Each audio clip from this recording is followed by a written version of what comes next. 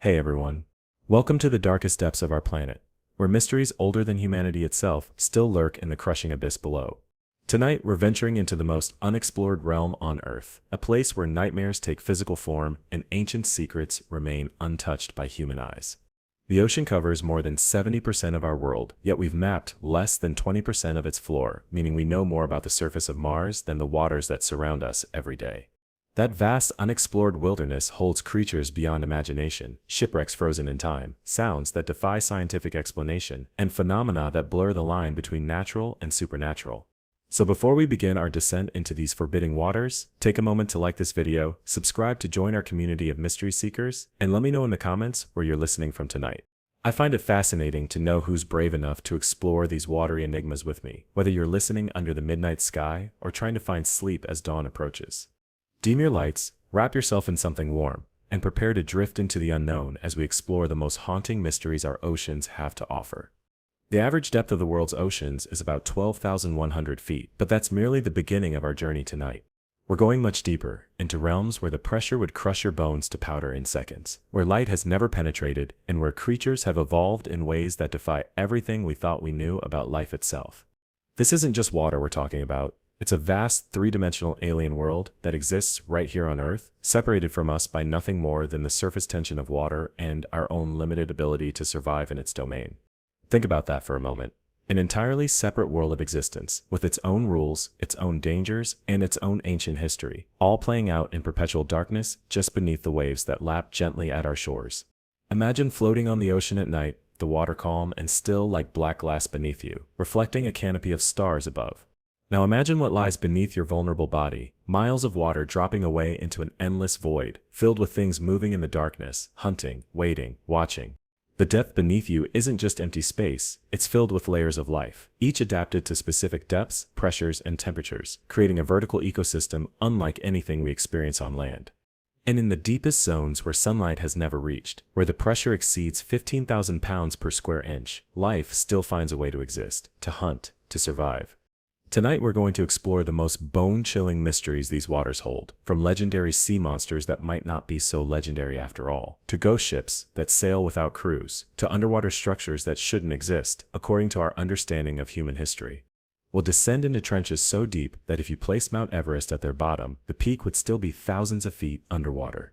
We'll encounter fish with transparent skin, sharks that have lived for centuries, and squid larger than school buses that battle whales in the midnight depths. And we'll examine sounds recorded from the deepest parts of the ocean, sounds that have left scientists puzzled, disturbed, and sometimes genuinely afraid of what might be creating them. The ocean doesn't care about your comfort zone or your understanding of what should be possible. It operates by rules so ancient and alien to our land-dwelling minds that even our most advanced science barely scratches the surface of its mysteries. In the ocean's depths, the very laws of nature seem different. Creatures glow with their own light, animals survive without oxygen, and geological features appear and disappear without explanation. Every time we venture deeper, we discover something that challenges our understanding of life, of physics, of what should be possible on our own planet. And here's what might be the most unsettling thought of all: we're just beginning to explore. Every expedition into the deep brings back footage of creatures that look like they emerged from mankind's collective nightmares. Yet they've been down there all along, living their lives in a world parallel to ours, but utterly separate from it. For every new species we discover, scientists estimate there are at least 5 more waiting to be found, meaning there are likely hundreds of thousands of creatures in the ocean that human eyes have never beheld. And some of them are massive, true leviathans that have avoided detection despite their size, moving through the darkness with a silence that belies their enormous bulk. So settle in and prepare yourself for a journey into the most alien environment on Earth, a place where pressure can crush submarines, where ancient creatures from prehistory might still swim in the uncharted depths, and where the line between science and horror grows very, very thin. Because the true monsters aren't just in your closet or under your bed. They're swimming in the vast cold darkness of our planet's oceans, and they've been there long before humans first looked out at the sea with wonder and fear. They'll be there long after we're gone, these creatures of the deep, these living fossils, these evolutionary marvels that have adapted to conditions so extreme they might as well be living on another planet entirely. And tonight, we're going to meet them face to face through the safety of words and imagination, as we explore the most terrifying secrets the ocean has kept hidden from human eyes. Let's begin our journey in a place that has become synonymous with the unknown depths, the Mariana Trench, the deepest known part of Earth's oceans. Located in the western Pacific Ocean, This underwater canyon stretches down to a staggering depth of approximately 36,000 feet below sea level. To put that in perspective, if you could somehow drain all the water from the Mariana Trench and place Mount Everest at its lowest point, the mountain's peak would still be submerged by more than a mile of water if the trench were refilled. The pressure at the bottom of the trench is more than 1,000 times what we experience at sea level, the equivalent of having 50 jumbo jets pressing down on every square inch of your body. Yet, despite these crushing pressures, freezing temperatures, and complete absence of sunlight, life finds a way to exist, even here, in one of the most inhospitable environments on our planet. Creatures like the Mariana snailfish, ghostly translucent fish that somehow survive where nothing should be able to live, have adapted to conditions that would kill almost any other organism in seconds. Scientists studying these extreme-dwelling organisms have discovered that they produce special proteins and chemicals that allow their cells to function under pressure that would normally destroy cellular structures. These adaptations are so specialized, so perfectly evolved for this extreme environment, that many of these creatures would literally explode if brought to the surface too quickly. Their bodies are designed for pressure so intense that our normal atmosphere is essentially a vacuum to them. But what else might be down there in the parts of the trench we haven't explored? What creatures, too elusive or too rare, have avoided our limited expeditions into these depths? The Mariana Trench spans over 1,500 miles long and 43 miles wide, yet we've only explored a tiny fraction of it with our submersibles and remote vehicles. The vast majority remains untouched by human exploration, a lightless realm where evolution has had billions of years to experiment with forms of life we can scarcely imagine. In 2016, researchers recording sound in the Challenger Deep, the deepest part of the Mariana Trench, captured something unexpected. Instead of finding silence in this remote abyss, they recorded a constant, eerie cacophony of sounds, the moans of whales, the rumble of earthquakes, and most disturbingly, sounds they couldn't identify at all. Some of these unidentified sounds appeared to be biological in origin, suggesting creatures large enough to produce sounds that could travel through miles of water, yet completely unknown to science. What kind of organism could be large enough to create such sounds while remaining undetected in our limited surveys of these abyssal regions? In Japanese folklore, there exists the legend of the Yumibozu, a massive, shadowy creature said to rise from the depths to capsize ships and drag sailors to their doom. Similar legends exist across virtually every seafaring culture throughout human history, tales of enormous creatures lurking in the deep, occasionally rising to the surface to remind humans of their vulnerability on the open ocean. For centuries, these stories were dismissed as mere superstition, the product of sailors' imaginations and fears of the unknown waters beneath their fragile wooden ships. But with each new discovery in the deep ocean, like the confirmation that giant squid, once thought mythical, are very real and can grow to lengths of 43 feet or more, scientists have become more hesitant to dismiss these ancient tales entirely.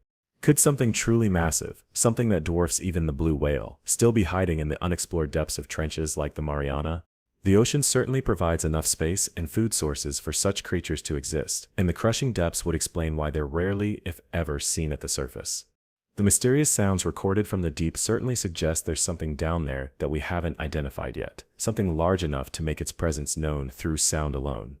And perhaps most unsettling is the thought that such creatures might be intelligent in ways we can't comprehend. Ancient minds evolved for a world of darkness, pressure, and cold that has remained essentially unchanged for millions of years. In 2012, filmmaker and explorer James Cameron made history by becoming the first person to reach the bottom of the Challenger, deep alone, piloting the specialized submersible Deep-Sea Challenger to a depth few humans had ever witnessed firsthand. What he described seeing there was both desolate and alien, a lunar-like landscape of silt and scattered marine life, existing in a world of perpetual night. But what's particularly interesting is what Cameron didn't see: any large creatures that might explain the strange sounds recorded from the trench, or account for the massive disturbances sometimes detected by underwater monitoring equipment.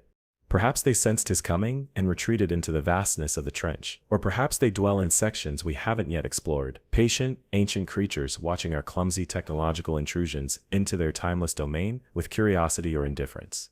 Let's move now from the Mariana Trench to another mysterious region of our oceans, the so-called Midnight Zone or Bathypelagic Zone, which exists between 3,300 and 13,000 feet below the surface.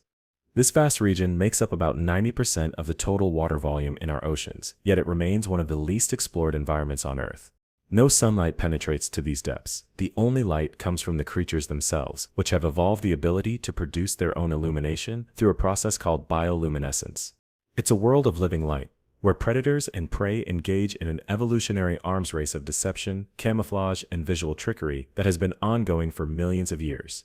In the Midnight Zone, you'll find some of the most nightmarish creatures evolution has produced: fish like the black dragonfish, with fang-like teeth so large they can't close their mouths, and transparent bodies that make them nearly invisible in the darkness. There's the vampire squid, which despite its terrifying name and appearance, including eyes that appear to glow red in the light of submersibles, is actually a gentle detritivore, feeding on marine snow, the constant shower of organic debris that falls from the upper ocean. The giant isopod, looking like something out of a science fiction horror film, is essentially a roly-poly bug that has grown to the size of a football in the deep sea, where gigantism is a common evolutionary adaptation. And, perhaps most disturbing of all, is the barrel-like fish, with a transparent head through which you can see its tubular, highly sensitive eyes that can rotate to look upward through its clear dome of a skull, scanning for the silhouettes of potential prey against the faint light from above. But these are just the creatures we've managed to document, the ones slow enough, common enough, or unfortunate enough to be caught in our trawl nets or spotted by our limited underwater explorations. For every bizarre deep-sea creature we've cataloged, there are likely dozens more that have avoided detection, either because they're too fast, too rare, or too adept at avoiding our clumsy human attempts to study their world. Some scientists speculate that there could be entire ecosystems down there that operate on principles completely different from anything we understand, perhaps even organisms that don't fit neatly into our classification systems of plant, animal, or fungi. The Midnight Zone represents an evolutionary laboratory that has been running experiments for hundreds of millions of years longer than terrestrial environments, potentially producing forms of life so alien to our understanding that we might not even recognize them as life if we saw them. In 2020, researchers using specialized deep-sea cameras recorded something extraordinary in the Midnight Zone of the Java Trench, a siphonophore believed to be the longest animal ever recorded, with an estimated length of 150 feet. This wasn't a single organism in the conventional sense, but rather a colonial organism made up of thousands of individual clones called zooids, each performing specialized functions, like swimming, feeding, or reproduction. Essentially, it's a floating city of cloned organisms that function as a single entity, forming a spiral structure that resembles an enormous underwater string when viewed from a distance. The discovery of this massive siphonophore raises an unsettling question: what other colonial organisms might be lurking in the depths, perhaps forming structures or entities so different from our understanding of individual organisms that we've been overlooking them entirely? The creatures of the Midnight Zone have evolved in an environment of near-infinite darkness, crushing pressure, and near-freezing temperatures, conditions that have remained stable for millions of years, while the surface world underwent dramatic changes. This evolutionary stability has produced organisms that seem almost like living fossils, preserving body plans and survival strategies that have remained unchanged since before the dinosaurs walked the Earth. In a very real sense, when we look at deep-sea creatures, we're looking at a parallel path of evolution, one that took place in isolation from the familiar evolutionary story that played out on land and in shallow waters. It's like discovering a hidden branch of life's family tree, one that has been developing in secret while the rest of the world transformed around it. Perhaps one of the most unnerving aspects of deep-sea creatures is how many of them seem designed specifically for ambush predation. They wait motionless in the darkness, often with some form of bioluminescent lure, until unsuspecting prey wanders too close. The black-seed Evil anglerfish is perhaps the most famous example, with its grotesque appearance and bioluminescent lure dangling in front of needle-sharp teeth, but there are countless variations on this strategy throughout the deep. The stoplight loosejaw, for instance, produces a red bioluminescent light that most deep-sea creatures cannot see, essentially giving this predator a form of night vision that allows it to illuminate and hunt prey without being detected. And the viperfish can unhinge its jaw to such an extreme degree that it can swallow prey larger than its own head, with teeth so long they curve back toward its eyes when its mouth is closed. Scientists studying these deep-sea predators have noted something disturbing. Many of them show signs of extremely slow metabolism and can go months or even years between meals. This means they're capable of incredible patience, hanging motionless in the darkness for longer than seems possible, waiting for the rare opportunity to feed. Imagine that creatures evolved specifically to wait in absolute darkness, conserving every ounce of energy for weeks or months at a time, focused solely on the moment when something edible finally passes within striking distance. It's a kind of patience that borders on the supernatural, a predatory strategy evolved for an environment where food is so scarce that waiting becomes not just a behavior, but the central organizing principle of an organism's entire existence. Now let's turn our attention to something that has fascinated and terrified humanity since we first ventured onto the open ocean: the mysterious phenomenon of ghost ships, vessels found adrift without their crews, sometimes in perfect condition, with no explanation for the disappearance of the people aboard. One of the most famous cases is that of the Mary Celeste, discovered abandoned in the Atlantic Ocean in 1872, with the ship still under partial sail and the cargo largely untouched. The crew's belongings were still in their quarters. A meal was half prepared in the galley, but the lifeboat was missing, suggesting the crew had left voluntarily, rather than being taken by force. Despite numerous investigations and theories ranging from alcohol fumes from the cargo to underwater earthquakes, no conclusive explanation has ever been found for what caused an experienced captain and crew to abandon a seaworthy vessel in relatively calm seas.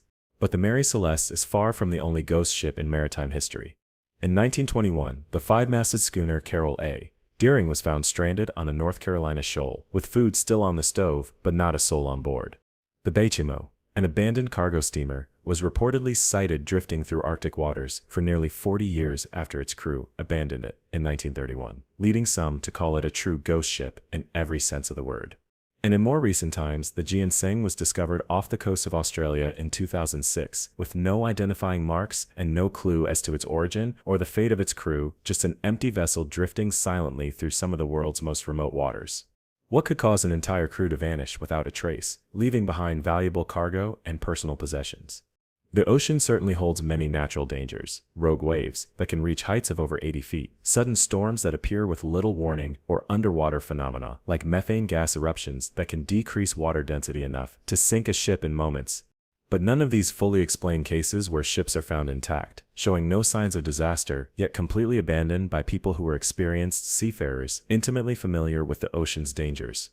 It's as if something came for the crew specifically, something they either fled from in terror, or something that took them with such speed and silence that they had no time to send distress signals or leave evidence of a struggle.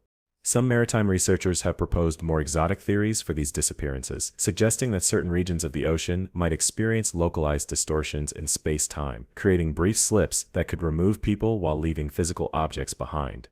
Others point to potential unknown predators, not necessarily sea monsters in the classical sense, but perhaps organisms that have evolved sophisticated hunting strategies specifically targeted at the surface world, venturing up from the depths only rarely to feed. Indigenous peoples from various coastal regions around the world have long maintained traditions, warning of certain areas of the ocean where ships and people tend to vanish, places they avoid even today, despite centuries of European dismissal of these beliefs as mere superstition. Whatever the explanation, the phenomenon of ghost ships represents one of the ocean's most enduring mysteries, a reminder that despite all our technological advances, the sea can still make human beings vanish without a trace, leaving behind only empty vessels as mute testimony to our vulnerability on the water. Perhaps related to the ghost ship phenomenon is the infamous Bermuda Triangle, a roughly triangular area in the western Atlantic Ocean, where an unusual number of ships and aircraft have reportedly disappeared under mysterious circumstances. Bounded approximately by Miami, Bermuda, and Puerto Rico. This region has been the site of numerous documented disappearances, including the 1945 vanishing of Flight 19, 5 Navy torpedo bombers that disappeared during a training mission, along with the rescue plane sent to find them. While skeptics point out that the area experiences heavy maritime and air traffic, and that the disappearance rate isn't statistically anomalous when adjusted for this traffic volume, those who've lost loved ones in the region without explanation find little comfort in such statistical analyses. And even the skeptics must acknowledge that some of the disappearances in this region have features that defy conventional explanation, such as the lack of debris fields, the absence of distress calls from vessels equipped with radio, and the sometimes bizarre final communications from crews before they vanished. One particularly chilling account comes from the crew of the SS Marine Sulphur Queen, a converted oil tanker that disappeared in the Bermuda Triangle in 1963, with 39 crew members aboard. In their final radio transmission, the crew reportedly described something massive moving beneath their vessel, causing unusual turbulence in otherwise calm seas. The ship vanished shortly after this transmission, and despite an extensive search covering thousands of square miles, only a few life vests and scraps of debris were ever found. What could have been large enough to disturb a 523-foot tanker from below, yet leave almost no trace of the ship after it disappeared? Scientists studying the Bermuda Triangle have identified several natural phenomena that could potentially contribute to disappearances in the region, including compass variations that could confuse navigators and massive methane gas bubbles released from the seafloor that could potentially reduce water density enough to sink ships instantly. There's also the Gulf Stream, which flows through the region and could quickly carry away evidence of shipwrecks and frequent powerful thunderstorms that develop with remarkable speed and intensity. But these explanations, while scientifically sound, don't fully account for aircraft disappearances or for the reports from experienced pilots and sailors who described unusual visual phenomena just before losing contact. Things like strange fogs that appeared from nowhere, unexplained lights beneath the water, or instruments that malfunctioned simultaneously. And they certainly don't explain cases where ships and planes have disappeared in calm weather, with experienced crews while following well-established routes with functioning equipment. Some researchers have proposed more speculative theories about the Bermuda Triangle, suggesting it might be a region where the electromagnetic properties of the Earth are somehow different, affecting both instruments and possibly even the fabric of space-time itself. Others have noted curious geological features on the seafloor in the region, including unusual formations that some have compared to artificial structures, though mainstream science attributes these to natural processes. Indigenous peoples of the Caribbean were reportedly afraid of this region long before Columbus arrived, with traditions warning of waters where canoes would vanish and from which strange lights and sounds would emerge at night. Whatever the truth behind the Bermuda Triangle, it remains one of the ocean's most enduring mysteries, a place where the normal rules governing maritime safety seem to operate differently, and where the line between natural explanation and genuine mystery grows very thin indeed. Now let's dive into one of the most persistent and widespread oceanic mysteries: reports of gigantic sea creatures, far larger than anything in our scientific catalogs, monsters that have been reported by sailors and coastal communities around the world for centuries. While some of these reports can be dismissed as misidentifications of known animals like oarfish or whale sharks, others contain details that don't match any known species, described by reliable witnesses, including naval officers, marine biologists, and experienced sailors with nothing to gain from fabricating such accounts. These aren't just ancient tales from the age of sailing ships. Modern sightings continue to this day, often from multiple independent witnesses, observing the same creature from different vantage points. And perhaps most compelling are the cases where physical evidence accompanies these sightings: unusual damage to ships, unexplained sonar contacts, or even tissue samples and partial carcasses that defy easy classification. In 1925, the crew of the British ship SS Valentia reported encountering a sea serpent estimated at over 60 feet long in the North Atlantic. Not a fleeting glimpse, but an extended observation in broad daylight by multiple crew members, including the captain and first officer. They described a creature with a head, like a giant turtle, but with a long serpentine neck and a body that appeared to undulate vertically through the water rather than horizontally, like most known marine animals. The sighting lasted for over 15 minutes, with the creature pacing the ship before suddenly diving and disappearing into deeper water. What makes this report particularly noteworthy is that it came from a crew with nothing to gain from such a claim. In fact, they initially kept the sighting quiet, fearing ridicule, and only reported it when they learned that a ship in the same area had made a similar report just days earlier. The indigenous peoples of the Pacific Northwest have long maintained traditions about a massive octopus-like creature they call the Sisule, a being so large it was said to be able to capsize the largest cedar canoes and drag whales into the depths. Modern marine biologists have confirmed that the North Pacific giant octopus can grow to impressive sizes, with a confirmed maximum arm span of around 30 feet, but this falls far short of the massive proportions described in indigenous accounts. However, these same scientists acknowledge that we've explored less than 5% of the ocean, and that the deep-sea trenches off the Pacific Northwest coast provide ideal habitat for cephalopods: cold, dark, food-rich environments where these intelligent predators could grow to sizes beyond what we've documented. And they point to studies showing that in regions where human hunting pressure is reduced, octopuses and squid can live much longer than previously thought, potentially growing throughout their extended lifespans to sizes we rarely encounter in heavily fished waters. In 2003, the crew of a New Zealand fishing vessel reported encountering what they described as a colossal squid in the Southern Ocean, estimating its length at over 65 feet. While skeptics initially dismissed this as an exaggeration, scientific opinion shifted dramatically in 2007 when a colossal squid specimen over 33 feet long was captured in the same region. Not as large as the fisherman's estimate, but far larger than what scientists had previously thought possible. This pattern has repeated throughout history. Sailors report enormous marine creatures. Scientists dismiss these accounts as exaggerations, and then years or decades later, scientific discoveries confirm that animals of that type can indeed grow much larger than previously believed. It raises an unsettling question: how many other sea monster reports might be based on real creatures that simply haven't been formally documented by science yet? Consider the case of the megamouth shark, a species so elusive that it wasn't discovered by science until 1976, despite growing to lengths of up to 18 feet and weighing over 2,700 pounds. Or the giant squid. Long considered a sailor's myth until a specimen was finally photographed alive in its natural habitat in 2004, confirming that these creatures can reach lengths of at least 43 feet. Or perhaps most telling, the coelacanth, a fish thought to have been extinct for 65 million years, until a living specimen was caught off South Africa in 1938, proving that entire lineages of large marine creatures can exist completely unknown to science. With each of these discoveries, the line between known marine life and legendary sea monsters grows increasingly blurry, suggesting that the oceans may indeed hold creatures that would seem monstrous by any human standard.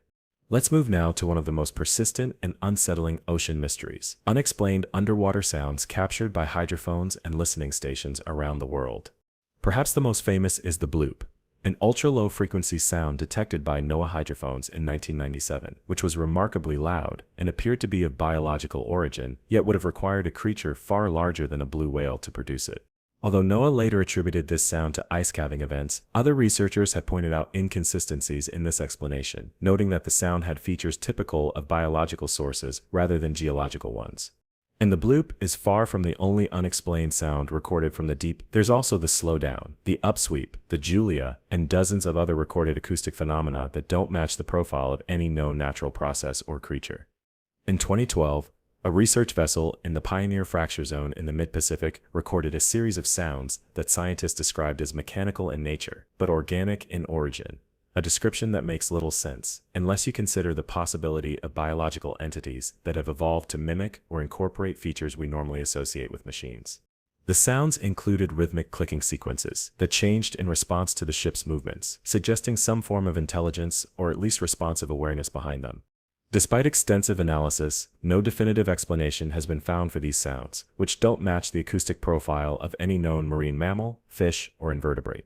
Some researchers have suggested they might be produced by a previously unknown form of deep-sea life, perhaps a colonial organism that has evolved a complex system of communication, unlike anything we've encountered before. Perhaps most disturbing are the reports from submarine crews, particularly those serving on deep-diving military vessels, who describe hearing sounds through their hulls when at extreme depths. These accounts, many of which remain classified, reportedly describe rhythmic tapping or scraping sounds on the submarine's exterior hull when operating in certain deep ocean trenches. Naval officials typically attribute these phenomena to the normal sounds of a submarine's hull adjusting to pressure changes, but crew members who've experienced them often tell a different story in private, describing sounds that seem deliberate, patterned, and responsive to the submarine's actions. What kind of organism could survive at depths where military submarines operate, and what might motivate it to interact with these strange metal intruders into its domain? In 2016, hydrophones near the Marianas Trench captured a sound pattern that experts described as having linguistic features, meaning it contained structures similar to those found in language, with repeating patterns that changed slightly with each repetition, as if communicating increasingly complex information. The sounds were too regular to be random oceanic noise, too complex to be simple animal calls, and didn't match the pattern of any known equipment or geological process in the region.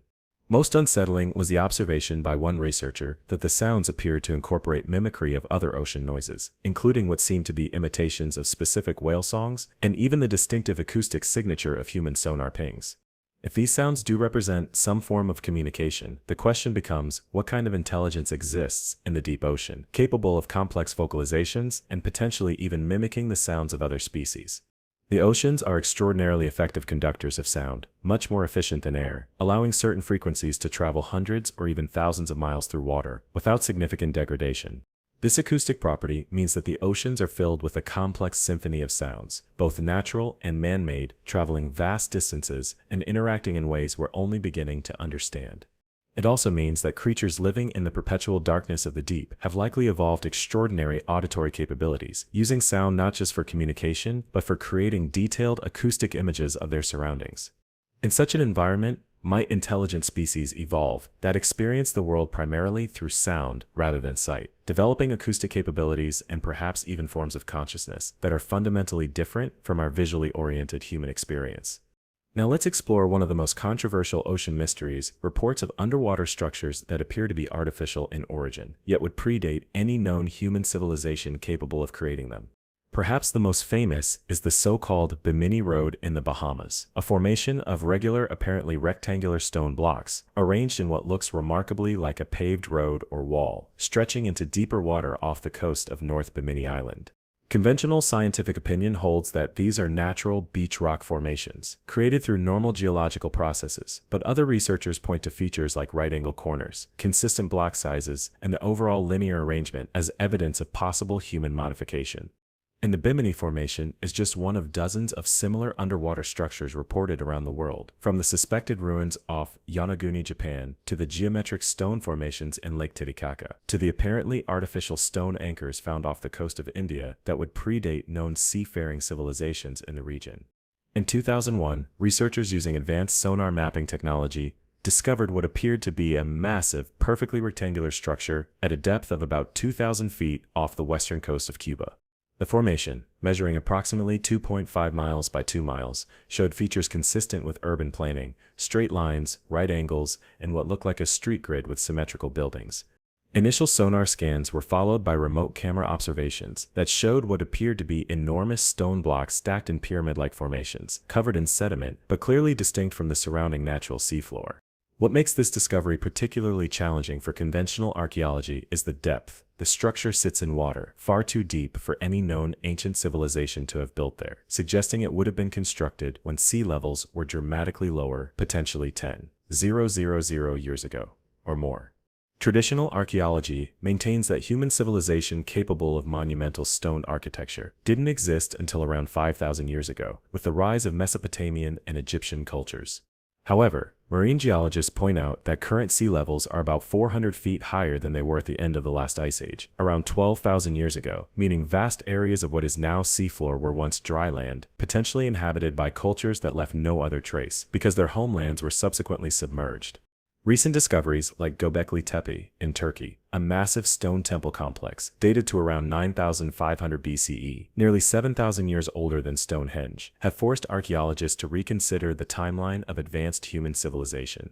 Could similar or even more advanced cultures have existed on what are now continental shelves, their remains hidden beneath hundreds of feet of water and thousands of years of marine sediment? In 2014, a team from the National Institute of Ocean Technology in India discovered what appeared to be the remains of a massive ancient city, spanning 5 miles of seafloor in the Gulf of Khambat, off India's western coast. The site includes what look like regular geometric structures, clear evidence of urban planning, with apparent streets running at right angles, and numerous artifacts including stone tools, pottery fragments, and what may be human remains. Preliminary dating of materials recovered from the site suggests an age of at least 9,500 years, which would make it far older than the earliest known cities in the Indus Valley Civilization, previously considered the oldest in the region. If confirmed, these findings would require a significant rewriting of human prehistory, suggesting that advanced urban civilizations existed thousands of years earlier than previously thought, during a period when conventional archaeology maintains humans were still primarily hunter-gatherers. Some researchers have proposed more radical theories, suggesting that some underwater structures might be evidence not just of previously unknown human civilizations, but of non-human intelligence that evolved in the oceans independently of land-dwelling humanity. They point to the fact that dolphins and certain whale species have brain-to-body mass ratios comparable to or exceeding humans, have demonstrated self-awareness, complex social structures, and rudimentary tool use. Given that cetaceans have been evolving in the oceans for over 50 million years, far longer than the mere 300,000 years of Homo sapiens, might they have developed forms of intelligence and culture that we've failed to recognize because they're so different from our own? And if such aquatic intelligence does exist, how might it perceive our increasingly intrusive presence in the oceans, our sonar systems that can cause physical pain to sound-sensitive marine mammals, and our industrial activities that are rapidly altering the chemistry and temperature of their world? Let's turn now to one of the most dramatic and unexplained ocean phenomena: rogue waves, enormous walls of water that seem to arise from nowhere, defying traditional wave physics and posing a deadly threat to ships even in otherwise moderate sea conditions. For centuries, sailors reported encountering waves of monstrous height that appeared suddenly, often in otherwise calm seas, walls of water 80 to 100 feet high that would strike without warning, capable of sinking even the largest vessels. These accounts were long dismissed by oceanographers as exaggerations or myths, since traditional wave models suggested such waves were theoretically impossible, or, at best, might occur once every 10,000 years. Then in 1995, scientific instruments on the Dropner oil platform in the North Sea recorded a 26-meter, 85-foot wave that appeared suddenly in a sea where the average wave height was just 12 meters, providing the first concrete instrumental evidence that rogue waves were real and not merely maritime folklore. Since the Dropner wave, numerous other rogue waves have been scientifically documented, forcing a complete revision of oceanic wave theory and confirming what sailors had claimed for centuries, that the sea can sometimes produce waves that defy conventional physics and predictability. Modern research suggests that rogue waves likely form through a complex interaction of factors, including opposing ocean currents, wind patterns, and a non-linear focusing effect where energy from multiple smaller waves combines to create a single massive wave. But this explanation, while scientifically sound, doesn't fully account for all reported features of rogue waves, particularly cases where they've been described as having unusual coloration, internal luminescence, or appearing in otherwise calm seas with no apparent triggering factors. And it certainly doesn't explain historical accounts where rogue waves seem to have targeted specific vessels while leaving nearby ships untouched, as if guided by some intelligence or purpose beyond random natural processes. In 1881, the British poet and sailor Samuel Taylor Coleridge published a particularly disturbing account of an encounter with what he called a sentient wave while sailing near the Cape of Good Hope. He described a massive wave that appeared to glow from within with a cold blue-green light, in which altered its course to intercept his vessel, despite the captain's evasive maneuvers. Coleridge wrote that the wave appeared to have features visible within its structure, shapes that resembled faces or figures that seemed to be looking out at the ship as the wave approached. The wave ultimately broke around their vessel rather than capsizing it, but Coleridge reported that several crew members became violently ill afterward, suffering from nightmares and waking hallucinations for weeks following the encounter. Some researchers studying rogue wave phenomena have noted curious correlations with other unexplained ocean events, that regions known for frequent rogue waves often overlap with areas where ships disappear without distress calls, where electronic equipment fails inexplicably, or where crews report unusual visual or auditory experiences. The Teahupo'o wave in Tahiti, for instance, forms through a unique underwater topography that creates waves of incredible thickness and power, but local traditions warn that the wave contains the spirits of ancient warriors and should never be approached during certain lunar phases.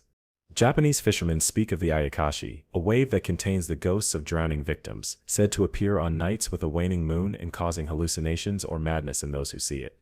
Are these merely colorful cultural interpretations of natural phenomena, or might there be something about certain oceanic conditions that affects human perception and consciousness in ways we don't yet understand? Recent studies using advanced fluid dynamics simulations have suggested that under certain rare conditions, waves might form that briefly create enclosed spaces, essentially air bubbles within the wave structure itself.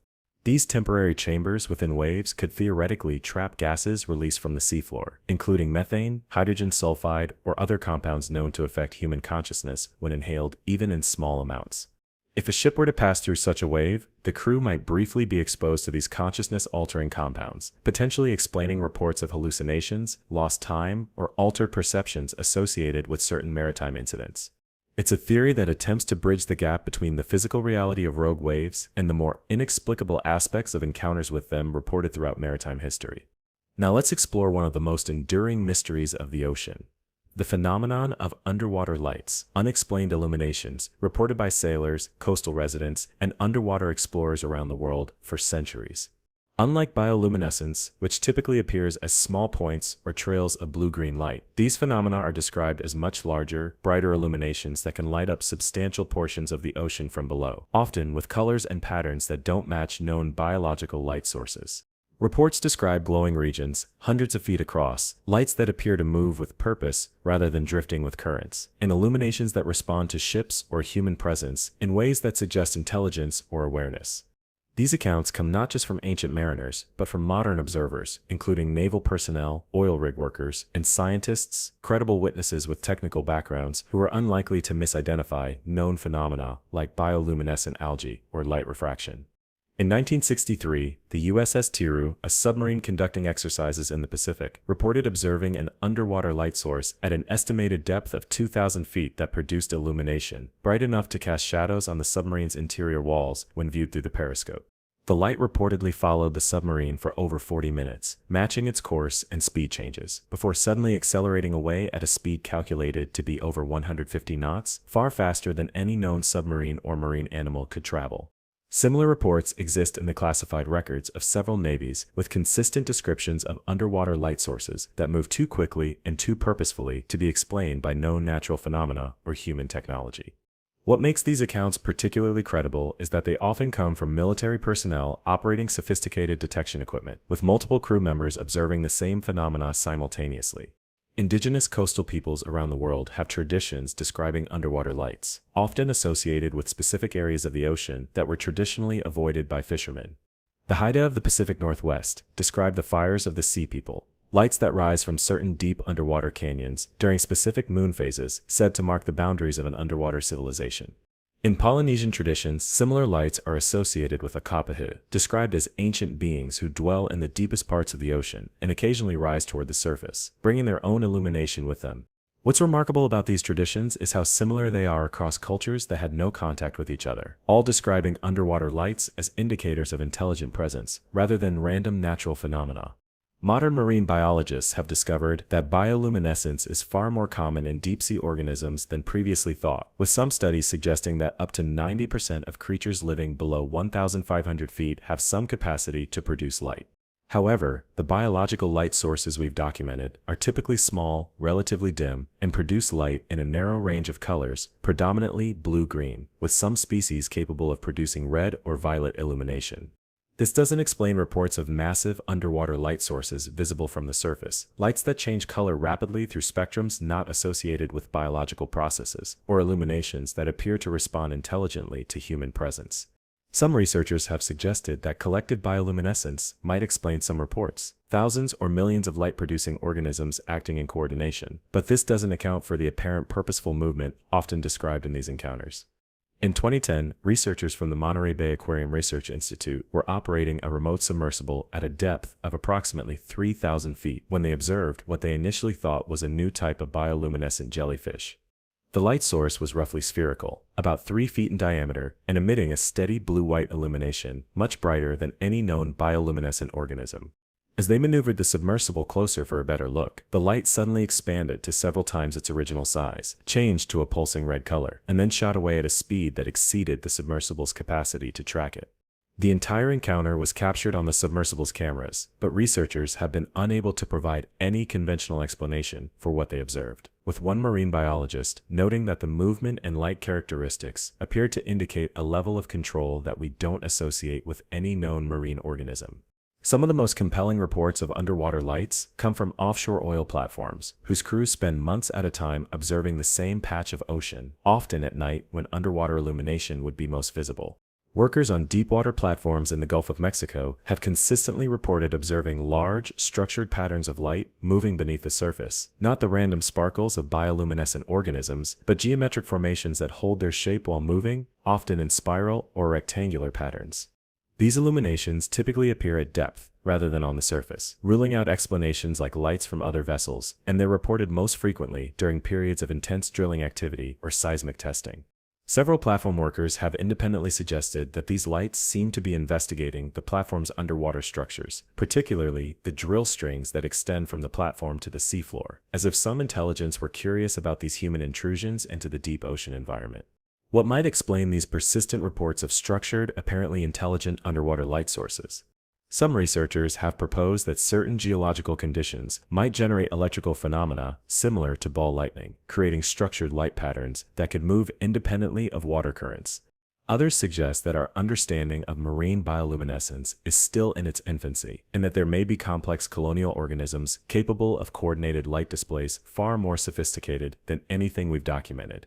And some investigators have put forward more speculative theories that the lights might represent technology from human civilizations lost to rising sea levels at the end of the last ice age, or even evidence of non-human intelligence that evolved in the oceans parallel to our own development on land. Now let's explore one of the most tragic and persistent ocean mysteries, the phenomenon of missing ships and aircraft that seem to vanish without trace, without distress calls, without debris fields, as if they were simply erased from existence while at sea. While many disappearances can be explained by severe weather, mechanical failures, or human error, there remains a significant number of cases where vessels or aircraft vanished in good weather, with experienced crews, functioning equipment, and no apparent explanation. Modern vessels carry multiple redundant communication systems, emergency beacons designed to activate automatically upon contact with water, and life rafts that are virtually impossible to sink. Yet still, ships continue to disappear without a trace. Perhaps most disturbing are cases where ships vanish while in communication with other vessels or shore stations, breaking off mid-transmission without any indication of distress or emergency. In 2014, the cargo ship El Faro disappeared while sailing from Jacksonville to Puerto Rico, a route its experienced captain had navigated hundreds of times before. Though the vessel was eventually found sunk in 15,000 feet of water, what makes this case mysterious is that the captain, who was in regular communication with shore, reported only moderate weather conditions shortly before all contact was lost. The recovered black box revealed that something caused the ship to take on water, enlist severely, in relatively short order, yet no distress call was ever issued, despite the crew having ample time and multiple systems available to signal for help. Marine investigators still cannot fully explain why a modern vessel with an experienced crew would sink so quickly in manageable weather conditions, nor why none of the automated emergency systems functioned as designed. Even more mysterious are cases where aircraft vanish over open ocean, like Malaysia Airlines Flight 370, which disappeared in 2014 while flying from Kuala Lumpur to Beijing with 239 people aboard. Despite being tracked by multiple radar systems and carrying several different communication technologies, the aircraft seemingly vanished from existence, with little debris ever recovered, despite one of the most extensive air and sea searches in history. What could cause a modern commercial aircraft, flying in good weather with experienced pilots, to disappear so completely that years of searching with advanced technology have failed to locate the main wreckage? And why would the pilots, facing whatever emergency occurred, not attempt any distress call through any of the multiple independent communication systems available to them? Indigenous maritime traditions from around the world include concepts that modern minds might find difficult to accept. The idea that certain regions of the ocean can occasionally become thin places where the boundary between our world and other realms temporarily weakens. Polynesian navigators have long maintained that there are areas of the Pacific where waka canoes can vanish if they pass through during specific astronomical alignments or when certain atmospheric conditions are present. Similar traditions exist among the coastal peoples of Ireland, who speak of fairy currents that can temporarily open between our world and the other world, sometimes taking ships and sailors who happen to be in the wrong place at the wrong time. While easy to dismiss as superstition, these traditions come from peoples with sophisticated maritime knowledge who successfully navigated vast ocean distances for thousands of years, suggesting their observations of oceanic anomalies shouldn't be casually discounted. Some researchers investigating unexplained maritime disappearances have noted curious patterns in the reports of vessels that witnessed other ships vanishing. In several documented cases, observers reported seeing unusual fog or mist surround the vessel before it disappeared, though weather conditions were otherwise clear. Others describe a strange shimmer in the air around ships or aircraft shortly before they vanished, similar to the heat distortion visible above hot pavement, but occurring over open water. And in at least 5 documented cases from naval records, ships that later vanished were observed passing through what witnesses described as a curtain of water, a vertical plane of what appeared to be water suspended above the ocean's surface, after which the vessels could no longer be seen. Modern physics recognizes several theoretical phenomena that could potentially explain some aspects of these disappearances, though they remain speculative. Localized gravitational anomalies, for instance, could theoretically create conditions where conventional electromagnetic communications would fail and navigation instruments would provide false readings. Sudden methane releases from the seafloor, known to occur in certain regions, can dramatically reduce water density, potentially causing vessels to sink far more quickly than normal, and with much less floating debris. And researchers studying extreme weather have documented microbursts and rogue waves from clear air that can strike with tremendous force despite surrounding conditions appearing relatively calm, potentially explaining why vessels sometimes disappear without issuing distress calls, if they were struck with overwhelming force without warning. One of the most disturbing patterns in unexplained maritime disappearances involves the recovery of vessels days, weeks, or even years after they vanished, found floating intact, in apparently good condition, but completely abandoned. The SS Bachimo, for instance, was abandoned by its crew during a storm in 1931, but continued to be sighted floating in Arctic waters for the next 38 years, with the last confirmed sighting in 1969, a ghost ship that survived in some of the world's most treacherous waters for decades without a crew. The MV Joita, found adrift near Fiji in 1955, was missing its entire 25-person crew but was still seaworthy, with functioning emergency equipment that had never been deployed, and the crew's personal belongings still neatly stored in their quarters. And the schooner, Carol A. Deering, found run aground off North Carolina in 1921, contained hot food still on the stove, but not a single crew member aboard, despite good weather conditions and no signs of violence or panic. What force or circumstance could cause experienced mariners to abandon seaworthy vessels without taking essential survival equipment or personal belongings? What could happen so quickly that crews have no time to issue distress calls, yet so completely that it leaves no evidence of its nature on the vessels that are later recovered? Why do these abandoned vessels often show signs of interrupted daily activities, half-prepared meals, partially written logbook entries, personal items laid out as if their owners had just momentarily stepped away? And perhaps, most chillingly, why are the crews themselves, often dozens of people, never found, not even bodies or fragments of clothing, despite extensive searches of surrounding waters? In 2015, oceanographers studying deep-sea currents made a discovery that might explain at least some aspects of these disappearances: the existence of oceanic black holes, powerful localizing vortices that can trap and draw down objects from the surface. Unlike normal whirlpools, which disperse relatively quickly, these vortices can persist for weeks or months, creating powerful downward currents capable of pulling even large objects into the depths. Computer modeling suggests that in certain rare conditions, these vortices might form with virtually no surface indication, no visible whirlpool or disturbance, just a powerful downward force that could rapidly sink a vessel that happened to pass over it. If a ship were caught in such a phenomenon, it might be drawn down so quickly that the crew would have no time to deploy lifeboats or send distress signals, and the powerful circular currents could potentially carry debris far from the sinking location, explaining the absence of wreckage in some disappearances. Let's move now to one of the most fascinating yet least discussed ocean mysteries: underwater sounds that appear to be voices or music, heard by divers, submarine crews, and sometimes even picked up by sensitive hydrophones. These aren't the known sounds of marine mammals or fish. They have structures and patterns that sound disturbingly like human speech or singing, yet occur in locations and depths where no human divers could possibly be present. Reports of these sounds date back centuries, with traditional pearl divers from the Persian Gulf, Japan, and the Philippines all having terms in their languages for the voices of the deep. Sounds they described as similar to distant human singing that would sometimes be heard at certain depths or in specific underwater locations. Modern scuba divers report similar experiences, describing sounds like choral music, rhythmic chanting, or speech in unknown languages that seems to emanate from deeper water or from within underwater cave systems. In 1997, the NOAA SOC's Sound Surveillance System hydrophone array in the Pacific recorded a series of sounds that technicians initially classified as probable human origin. They had patterns consistent with human speech, including what appeared to be repeated phrases, rhythmic structures, and tonal variations similar to questions and responses.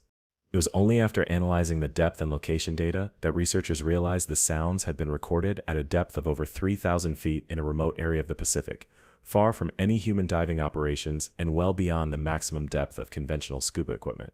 Further analysis revealed that the sounds contained frequencies both above and below the range of human hearing, though the portions within human auditory range had patterns remarkably similar to conversational speech. Despite extensive investigation, no conventional explanation, whether biological, geological, or technological, has been found for these recordings, which remain classified in NOAA's archives as anomalous acoustic phenomena of unknown origin. Submarine crews, particularly those operating deep diving vessels capable of reaching extreme depths, have reported similar experiences, though many of these accounts remain classified by their respective navies. Former crew members from both American and Russian deep-sea submarines have described hearing what sounded like voices or music through the hulls of their vessels when operating at depths below 1,000 meters. These sounds reportedly became more distinct and organized the deeper the submarines descended, with some crew members describing them as singing or chanting in a language or structure, unlike any known human music. What makes these reports particularly credible is that they come from military personnel operating sophisticated acoustic equipment designed specifically to detect and identify underwater sounds, individuals trained to distinguish between known acoustic phenomena and genuinely anomalous events. Some researchers investigating these phenomena have proposed that they might be produced by previously unknown forms of marine life, perhaps highly intelligent species that have evolved complex vocalizations beyond what we currently associate with even the most advanced marine mammals. Others suggest they could be geological in origin, perhaps gas escaping through specific underwater formations or hot vents that create harmonic resonances similar to wind instruments. A more speculative theory proposes that water itself, particularly under extreme pressure, might be capable of storing and occasionally playing back sounds impressed upon it, a kind of natural recording medium that could preserve sounds from the distant past. And some investigators have suggested connections to underwater structures of potential artificial origin, proposing that these sound patterns might be associated with the ruins of ancient civilizations, now submerged beneath hundreds of feet of water. Indigenous maritime cultures around the world have traditions describing singers in the deep entities, said to dwell in the ocean depths that produce sounds capable of mesmerizing sailors or divers who hear them. The Greek sirens might be the most famous Western example, but similar traditions exist in cultures from Polynesia to West Africa, the Caribbean to Southeast Asia, all describing underwater beings whose voices or music have unusual effects on human consciousness. What's particularly interesting is that many of these traditions include specific warnings about depths or locations where such sounds might be encountered, and specific protocols for how to respond if one hears them while underwater. Modern anthropologists have noted the remarkable similarities in these traditions across cultures that had no contact with each other, suggesting they might be based on genuine experiences with some oceanic phenomenon, rather than merely being invented myths. In 2009, marine biologists conducting research in the Mariana Trench recorded sounds that they initially believed came from their own equipment, malfunctioning what seemed to be structured musical tones arranged in repeating patterns. It was only after retrieving their recording devices and analyzing the data that they realized the sounds had been present in the water, with multiple hydrophones picking them up from slightly different angles, allowing for triangulation of the source. This analysis placed the origin of the sounds at a depth of over 7,000 meters in a region of the trench that had never been directly explored by humans or remotely operated vehicles. One researcher described the patterns as troublingly deliberate, not random geological noise or known biological sounds, but structured sequences that repeated with variations, similar to how human music develops a theme with intentional changes. Some of the most compelling evidence for these underwater voices comes from synchronized reports, cases where multiple divers or vessels in different locations heard similar sounds simultaneously, ruling out the possibility of equipment malfunction or individual hallucination. In 1968, divers from 3 different research vessels, operating in the Mediterranean Sea, reported hearing what sounded like women singing in an ancient language, while working at depths between 100 and 150 feet, with the experiences occurring at the same time, despite the vessels being several miles apart. The divers, from different countries and speaking different languages, provided remarkably similar descriptions of both the sounds themselves and the emotional response they evoked, a mixture of fascination and unease that caused several divers to terminate their work early and return to the surface. No conventional explanation was ever found for these synchronized experiences, which occurred in an area near what some archaeologists believe might be the sunken remains of a Bronze Age port city, now lying more than 100 feet below current sea level. Let's dive into what might be the most profound and disturbing oceanic mystery of all. Multiple, credible reports of encountering non-human intelligence in the deep ocean. Experiences that go beyond mere sightings of unusual creatures to suggest encounters with beings possessing awareness, intention, and sometimes apparent technological capabilities. These reports come not from credulous amateurs, but from experienced ocean professionals, Navy divers, submarine officers, marine biologists, oceanographers, individuals with extensive training and underwater experience who are unlikely to misidentify known phenomena or fabricate extraordinary claims. The encounters often include elements that distinguish them from interactions with known marine life, apparent communication attempts, displays of technology or manipulation of the environment, and behavior suggesting not just intelligence but consciousness and purpose. And perhaps, most significantly, many of these reports have been made privately, reluctantly, and with the witnesses fully aware that public disclosure could damage their professional credibility, suggesting they felt compelled to report what they experienced despite the potential personal cost. In 1977, the crew of the DSV Alvin, a deep-sea research submersible operated by the Woods Hole Oceanographic Institution, reported an unusual encounter while exploring a previously unmapped region of the Mid-Atlantic Ridge at a depth of approximately 3,000 meters. The 3-person crew observed what they initially thought was a new species of marine organism, a roughly spherical object about 3 meters in diameter, with a translucent outer layer through which complex internal structures were visible. As they maneuvered closer to observe it, the object reportedly changed shape, elongating into a more cylindrical form, and began emitting pulses of blue-green light in patterns the crew described as structured and sequential, like a mathematical series. Most unusually, the object then produced what appeared to be smaller versions of itself, 5 to 7 spherical objects about 30 centimeters in diameter, that separated from the main body and surrounded the submersible, maintaining position relative to it, for approximately 20 minutes before suddenly accelerating away at speeds far exceeding known marine organisms. Navy SEAL divers conducting classified operations in the Persian Gulf in the early 1990s reported multiple encounters with what they described as engineered underwater vehicles of unknown origin. These objects were reportedly disc-shaped, between 3 and 5 meters in diameter, with no visible propulsion system, yet capable of speeds in excess of 100 knots in maneuvers impossible for known human technology. What particularly disturbed the SEAL team was that these objects appeared to take active interest in their operations, observing them from a distance and in some cases actively interfering with their equipment, disrupting communications, and temporarily disabling electronic devices. One team member reported that during a night operation, one of these objects approached him directly, illuminating him with a beam of coherent green light that paralyzed him temporarily, while he felt a distinct sensation of being scanned or read by some external intelligence. Indigenous maritime cultures around the world maintain traditions about non-human intelligent beings that dwell in the oceans, often described not as simple creatures, but as possessing societies, technologies, and capabilities equal to or exceeding human ones. The Marais speak of the Patapai, described as highly intelligent ocean-dwelling beings who occasionally interact with humans, while West African coastal traditions tell of the Mamiwata, intelligent entities said to move between water and land, and sometimes share knowledge with human contacts. What's remarkable about these traditions is their consistency across cultures. They typically describe these entities not as gods or spirits, in the religious sense, but as physical beings with their own civilizations, technologies, and agendas that occasionally intersect with human activities. Many of these traditions include specific protocols for respectful interaction with these intelligences, suggesting they're based on actual encounters rather than purely mythological constructs. In 2014, oceanographers deploying autonomous underwater vehicles, AUVs near the Marianas Trench, documented an unexplained incident in which one of their vehicles, operating at a depth of 8,000 meters, captured footage of what appeared to be artificial structures on the ocean floor.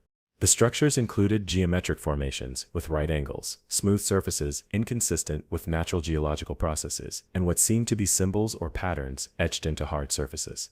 As the AUV was recording this area, its cameras captured a brief glimpse of what the research team described as an engineered vehicle that moved into frame, appeared to inspect the AUV, and then accelerated away at speeds that would crush any known human submersible at that depth. Shortly afterward, the AUV experienced a complete systems failure and was recovered only because its emergency ascent protocol activated automatically, but when retrieved, researchers found that its memory cores had been completely erased, despite being designed with multiple redundant backup systems. Some of the most compelling evidence for non-human intelligence in the oceans comes from long-term underwater monitoring stations designed for oceanographic research or military surveillance. These automated systems sometimes record data that defies conventional explanation, structured light patterns that don't match known bioluminescence, sonar contacts that move at impossible speeds or appear to change their material density at will, and electromagnetic signals with mathematical properties, suggesting encoded information rather than random noise. Military sonar operators, particularly those working on submarine detection networks, have reported tracking objects that appear suddenly in deep water, move in ways that defy known physics, and sometimes respond to active sonar pings by emitting their own acoustic signals of greater complexity than the original ping. What makes these cases particularly significant is that they're documented by instruments rather than human observers, eliminating the possibility of perceptual errors or hallucinations. The prospect of non-human intelligence evolving independently in Earth's oceans isn't as far-fetched as it might initially seem to many. The oceans have existed on Earth for over 4 billion years, providing a stable environment for evolution nearly 1 billion years longer than land environments have been habitable. Marine ecosystems have experienced fewer mass extinction events than terrestrial ones, allowing for potentially uninterrupted evolutionary development over hundreds of millions of years. And the three-dimensional nature of oceanic habitats, compared to the essentially two-dimensional nature of land environments, provides different evolutionary pressures and opportunities for the development of intelligence and perception. Consider the octopus, a creature with a distributed nervous system unlike anything on land, capable of problem-solving, tool use, and what appears to be genuine curiosity, yet with an evolutionary lineage completely separate from vertebrates like ourselves. Dolphins and whales demonstrate intelligence, self-awareness, and complex social structures, despite having evolved in an environment utterly different from the one that shaped human intelligence. What other forms of awareness might have evolved in the crushing depths of ocean trenches, in the perpetual darkness of the abyssal plains, or in the complex boundary layers between different oceanic zones? And given the vast expanse of geological time, hundreds of millions of years during which the deep oceans have remained relatively stable while the surface world underwent dramatic changes, how advanced might such intelligence have become? Some researchers studying these phenomena have proposed that if non-human intelligence does exist in the oceans, it likely perceives and interacts with the world in ways fundamentally different from human consciousness. An intelligence evolved for an environment of perpetual darkness might prioritize senses humans barely possess: electromagnetic perception, pressure sensitivity, or forms of echolocation far more sophisticated than anything we've developed technologically. A mind adapted to the three-dimensional freedom of the ocean environment might conceptualize space, time, and movement in ways our land-evolved brains struggle to comprehend. And beings adapted to the extreme longevity possible in the stable, cold environments of the deep ocean might experience time at scales vastly different from our own, perhaps perceiving human civilization as a brief, recent phenomenon in an otherwise timeless world. If intelligent, technologically capable species do exist in our oceans, a troubling question arises: how might they perceive humanity's increasing intrusion into and impact on their domain? Our sonar systems, particularly military active sonar, produce sounds so intense they've been documented to cause physical pain and internal injuries to whales and dolphins. What might they do to more sensitive species adapted for the quiet of the deep ocean? Our extraction activities, deep sea mining, drilling, trawling, are rapidly altering or destroying habitats that have remained stable for millions of years. In our pollution, particularly plastics, industrial chemicals, and excess carbon dioxide, leading to ocean acidification, is changing the fundamental chemistry of the marine environment at a pace unprecedented in geological history. Would such beings view us as dangerous invaders, as ignorant children, or perhaps as a briefly fascinating but ultimately doomed experiment in land-dwelling intelligence? Might they have technologies developed over millions of years that operate on principles we haven't yet discovered, allowing them to remain largely hidden from human detection, despite our increasing presence in their world? Could some of the unexplained maritime phenomena we've discussed, ships that vanish without trace, equipment that fails mysteriously in certain regions, or the persistent legends of vessels being taken by the sea, represent their responses to human encroachment? And most unsettling of all, if they've been observing our development as a species, what conclusions might they have drawn about our nature, our potential, and whether we represent a threat to the ancient balance of their world? As we approach the end of our journey through the ocean's darkest mysteries, let's consider what might be lurking in the waters closest to where you're listening right now. The oceans don't just exist in remote, exotic locations. They touch the shores of every continent, flow beneath the ships that carry the products you use daily, and cover nearly 3/4 of the planet you call home. The mysteries we've explored tonight aren't confined to distant, inaccessible regions. They exist wherever ocean waters flow, including just beyond the beaches where you might have swam, beneath the piers where you might have fished, or under the cruise ships that carry tourists through seemingly peaceful waters. The boundary between the human world and these ancient mysteries is far thinner than most people realize, a mere surface tension of water, separating our brief human civilization from powers and intelligences that might have watched us evolve from our earliest primate ancestors. Next time you stand at the ocean's edge, looking out over seemingly peaceful waters, consider what might be looking back at you from beneath that reflective surface. Consider the millions of years of evolutionary history, the countless forms of life, and the possibility of awareness and intelligence so different from our own that we might pass it daily without recognition. Consider that, for all our technological advancement, our satellites and sonar and submersibles, we've explored less than 5% of the global ocean, meaning 95% of this alien world covering our planet remains essentially unknown to science. And consider the possibility that this ignorance might be more than just a gap in our knowledge. It might be a boundary deliberately maintained by intelligences with a vested interest in remaining beyond human awareness. The ocean remembers what came before us. Its currents have flowed since before mammals walked the earth. Its depths have remained unchanged while continents shifted and collided. Its waters have absorbed the remains of countless species that rose and fell, while its own ancient life continued uninterrupted. It will remember what comes after us as well. Long after our brief civilization is past, the deep currents will still flow. The abyssal creatures will still hunt in eternal darkness, and whatever intelligences dwell in those lightless realms will continue their agendas, perhaps briefly noting the passing of the curious apes who briefly visited their domain from the dry world above. The ocean exists on a timescale that makes human history seem like the blink of an eye, a liquid world that was ancient when our ancestors were still small, scurrying creatures hiding from dinosaurs, and will likely remain long after our species has joined the countless others that rose and fell while the deep waters continued their timeless cycles. In that perspective, perhaps the greatest ocean mystery of all is not what strange creatures or phenomena might exist in its depths, but rather how a species as young and limited as humanity has developed the breathtaking arrogance to believe we understand the true nature of our water-covered world. If you've made it this far into our exploration of the ocean's darkest secrets, I want to thank you for your courage in facing these mysteries with me. There's something powerful about acknowledging the true scale of what we don't know, not just about the oceans, but about our world and our place in it. I hope these stories have sparked your imagination, your curiosity, and perhaps a healthy dose of awe at the vast, ancient powers that exist just beyond our everyday awareness. And I hope you'll carry this sense of wonder with you, remembering that the world is far stranger, far older, and far more mysterious than our comfortable human narratives sometimes lead us to believe. The ocean has more stories to tell, mysteries deeper than the ones we've explored tonight, secrets older than human language, phenomena that exist at the very edge of what our minds can comprehend. Perhaps someday we'll develop the technology, the awareness, or the humility needed to truly understand these mysteries, to communicate with whatever ancient intelligences might dwell in the lightless depths. Until then, the ocean will continue its timeless cycles, its abyssal creatures will continue their eternal hunt, and its deepest secrets will remain hidden beneath miles of dark water and the limitations of human perception. And perhaps that's as it should be. Perhaps some mysteries aren't meant to be solved, but rather to remind us of the true scale of existence and our small but precious place within it. If you've enjoyed tonight's journey into the ocean's darkest mysteries, please consider subscribing to join our community of explorers delving into the unknown together. Leave a comment letting me know which of these oceanic enigmas you found most fascinating or disturbing, or share your own unexplained experiences with the mysterious waters that cover our world. Until next time, may your dreams be filled with wonder rather than fear when you contemplate the ancient, powerful forces that move beneath the seemingly peaceful surface of our ocean world. And remember, whenever you stand at the water's edge, looking out at the horizon where sky meets sea, you're gazing at the boundary of the largest, oldest, and most mysterious realm on our planet, a liquid world with secrets older than humanity itself, waiting in patient darkness for those brave or foolish enough to seek them out. Now let's continue our oceanic exploration by examining one of the most persistent and widespread mysteries of the deep, the phenomenon of underwater structures that appear to be architectural in nature, yet predate any known human civilization capable of creating them.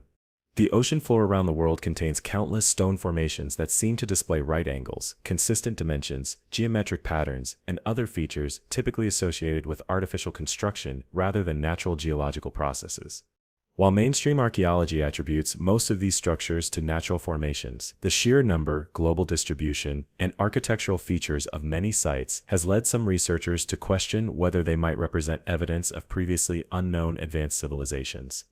And recent discoveries in terrestrial archaeology, like Göbekli Tepe in Turkey, which pushed back the timeline of complex monumental architecture by thousands of years, suggest that conventional understanding of human prehistory may be far more incomplete than previously acknowledged. In 1985, recreational diver Henry Kosker discovered what would later be named Kosker Cave, an underwater cave system near Marseille, France, containing Paleolithic art dated to between 27,000 and 19,000 years ago. The cave entrance lies 37 meters below current sea level, proving that human habitation once existed in areas now deep underwater due to rising sea levels since the end of the last ice age. This discovery confirmed what many marine archaeologists had long suspected, that significant evidence of prehistoric human activity likely lies submerged on continental shelves around the world, in areas that were dry land during the Pleistocene period when sea levels were up to 120 meters lower than today. If humans were creating cave art in areas now deep underwater, what other forms of construction or monumental architecture might they have created that now lie submerged beneath the waves? In 2001, researchers from India's National Institute of Ocean Technology discovered what appears to be the remains of a vast ancient city in the Gulf of Cambay, now known as the Gulf of Combat, off India's western coast. Sonar images reveal geometric structures covering an area of about 9 kilometers, including what appear to be the foundations of large buildings, a network of streets or canals, and even what some researchers interpret as a massive reservoir or docking facility. Artifacts recovered from the site include stone tools, pottery fragments, and what appear to be human remains, with carbon dating suggesting an age of at least 9,500 years, which would make this city far older than the earliest known urban centers of the Indus Valley civilization. If confirmed, these findings would require a significant rewriting of the timeline of human civilization, suggesting that advanced urban societies existed thousands of years earlier than currently believed, during a period when mainstream archaeology maintains humans were still primarily hunter-gatherers. Perhaps the most famous underwater structure that has generated controversy is the so-called monument off the coast of Yonaguni, Japan, a massive stone formation with remarkably regular features, including straight edges, right angles, pillars, and what appear to be terraced levels. Discovered in 1987 by dive tour operator Kihachiro Arataki, the structure has been a subject of intense debate, with some geologists claiming it's the result of natural processes, while others argue that at least parts of it show evidence of human modification. Marine geologist Masaki Kimura, who has studied the monument for decades, believes it represents the remains of a human-modified structure dating to at least 10,000 years ago, when the area would have been above sea level. Among the features that suggest artificial origin are two holes that appear to be post holes of consistent size, a straight wall measuring 10 meters long, and stone features that some interpret as resembling a human face and a turtle. The controversy surrounding sites like Yonaguni highlights a fundamental challenge in underwater archaeology, distinguishing between natural formations and human-modified structures, particularly when dealing with extremely ancient sites that would have been constructed using the natural stone of the region. This challenge is compounded by the effects of thousands of years of underwater erosion, incrustation by marine organisms, sedimentation, and in some cases, damage from earthquakes or underwater landslides. Traditional archaeological methods developed for land sites often prove ineffective underwater, particularly at significant depths where human divers can only operate for very limited periods. And perhaps most significantly, the sheer vastness of potentially archaeologically significant underwater terrain, millions of square kilometers of continental shelf that would have been habitable land during periods of lower sea levels, makes comprehensive survey virtually impossible with current technology. In 2018, researchers using satellite imagery and AI-enhanced analysis techniques identified what appear to be the remains of over 50 previously unknown potential archaeological sites submerged in the Persian Gulf. These sites, now lying under 10 to 20 meters of water, would have been on dry land during the period from roughly 12,000 to 8,000 years ago, when the Persian Gulf was a fertile valley and potential cradle of advanced human culture. The structures include what appear to be foundations of large buildings, irrigation systems, and even what some researchers interpret as ceremonial centers, arranged in astronomical alignments. Limited sampling and underwater archaeology at some of these sites has yielded artifacts, suggesting human occupation, but the scale and nature of the apparent structures challenges conventional understanding of what ancient humans in this region should have been capable of building. What makes underwater archaeological sites particularly significant is that they've been protected from many of the destructive forces that typically erase evidence of ancient civilizations on land. While underwater erosion and marine life can certainly damage submerged structures, they're protected from agriculture, urban development, looting, warfare, and many other human activities that have destroyed countless archaeological sites on land.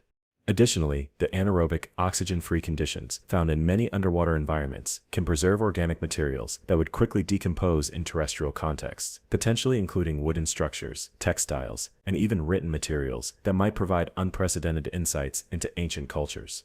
This preservation potential means that if advanced ancient civilizations did exist in areas now underwater, we might eventually find far more complete evidence of their culture and technology than typically survives at land-based sites. Some researchers studying underwater structures have proposed that certain features might represent technologies or architectural approaches specifically adapted for coastal regions vulnerable to sea level changes and tsunamis. They point to design elements at sites like the so-called Bimini Road in the Bahamas, or structures off the coast of Lebanon that appear to incorporate breakwaters, flood channels, and other features that might have been intended to mitigate rising waters or tsunamis. These researchers suggest that ancient coastal civilizations might have developed sophisticated understanding of sea level dynamics and designed their infrastructure specifically to withstand periods of marine transgression. If true, this would represent a level of environmental engineering and long-term planning far beyond what conventional archaeology attributes to ancient cultures, particularly those predating currently recognized urban civilizations. The implications of genuinely ancient artificial structures underwater would be profound for our understanding of human prehistory and the development of civilization. If complex urban centers existed 12,000 or more years ago, during or shortly after the end of the last ice age, it would suggest that the conventional narrative of human cultural evolution, from hunter-gatherers to simple agriculturalists to early urban centers, might be fundamentally incomplete. It would raise questions about what level of technology, social organization, and abstract thinking these early civilizations might have achieved, and what knowledge or capabilities might have been lost during catastrophic climate changes at the end of the Pleistocene. And perhaps most significantly, it would suggest that humanity's capacity for complex cultural and technological development might be far older than currently believed, with our known historical civilizations potentially representing not the first flowering of human urban culture, but rather a re-emergence after earlier civilizations were lost to rising seas. Now let's explore one of the most unsettling deep-sea discoveries of recent years, the existence of dead zones in the ocean, regions where oxygen levels have dropped so low that virtually no macroscopic life can survive, creating underwater deserts that are expanding at alarming rates.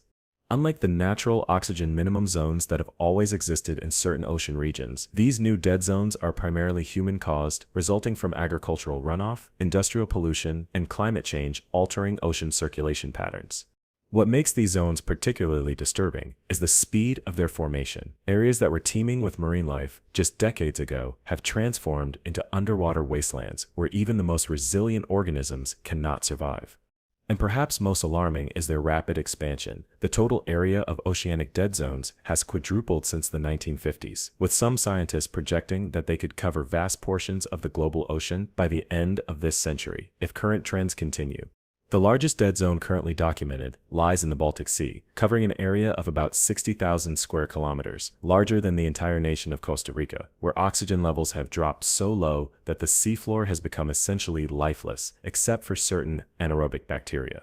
Divers exploring the edges of this zone describe an eerie underwater landscape where the normal sounds of marine life are completely absent, replaced by an unnatural silence broken only by the bubbles from their own breathing apparatus. The boundary between oxygenated and deoxygenated waters is often visible as a distinct cloudy layer, with fish and other mobile organisms clustering just above this boundary, as if gathered at the edge of an invisible cliff they dare not descend. What's particularly disturbing about these boundaries is how sharply defined they can be. One can swim from areas of normal marine abundance into completely lifeless waters within the span of just a few meters, encountering what researchers describe as an underwater wall of death. While most dead zones form in coastal waters due to nutrient runoff, scientists have recently discovered that they're also developing in the open ocean, far from land, as climate change alters global water circulation patterns. These open ocean dead zones are particularly concerning because they're harder to monitor, develop with little warning, and can form in regions that have been historically important for global fisheries. Some oceanographers have reported finding the remains of marine life that appears to have been caught in these suddenly forming oxygen-depleted areas. Masses of dead fish, crustaceans, and even larger animals, like sharks and dolphins, their bodies preserved in the cold, oxygen-poor water, as if flash-frozen in time. These grim discoveries suggest that dead zones can sometimes form so rapidly that even fast-swimming marine animals cannot escape them, raising concerns about potential cascading effects through oceanic food webs if these events become more common. Perhaps the most disturbing aspect of oceanic dead zones is what grows within them, not the familiar marine life we associate with healthy oceans, but rather primitive microorganisms more similar to those that dominated Earth's oceans billions of years ago, before the rise of oxygen-producing photosynthesis. These sulfur-metabolizing bacteria often turn the water a milky white or purple color and produce hydrogen sulfide, a toxic gas with the characteristic smell of rotten eggs that is lethal to most complex life forms. In sufficient concentrations, these bacterial blooms can even be dangerous to humans in boats above them, as hydrogen sulfide released from the water can cause respiratory problems, unconsciousness, and even death. Some scientists have drawn parallels between modern dead zones and the conditions that likely existed during several of Earth's mass extinction events, particularly the end Permian extinction 252 million years ago, when hydrogen sulfide-producing bacteria are thought to have dominated the oceans and contributed to the death of over 90% of marine species. Research vessels monitoring dead zones have reported unusual phenomena at their boundaries, bioluminescent displays, unlike anything typically observed in healthy ocean regions.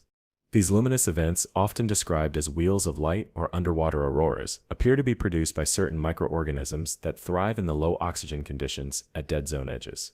Some researchers speculate that these light displays may serve as warning signals for organisms capable of detecting them, essentially creating a visual boundary marking dangerous water conditions. What's particularly unsettling is that these light phenomena have been reported by sailors for centuries, suggesting that temporary natural dead zones may have always occurred in certain ocean regions, but human activity is now making them larger, more persistent, and more widespread than at any time in human history.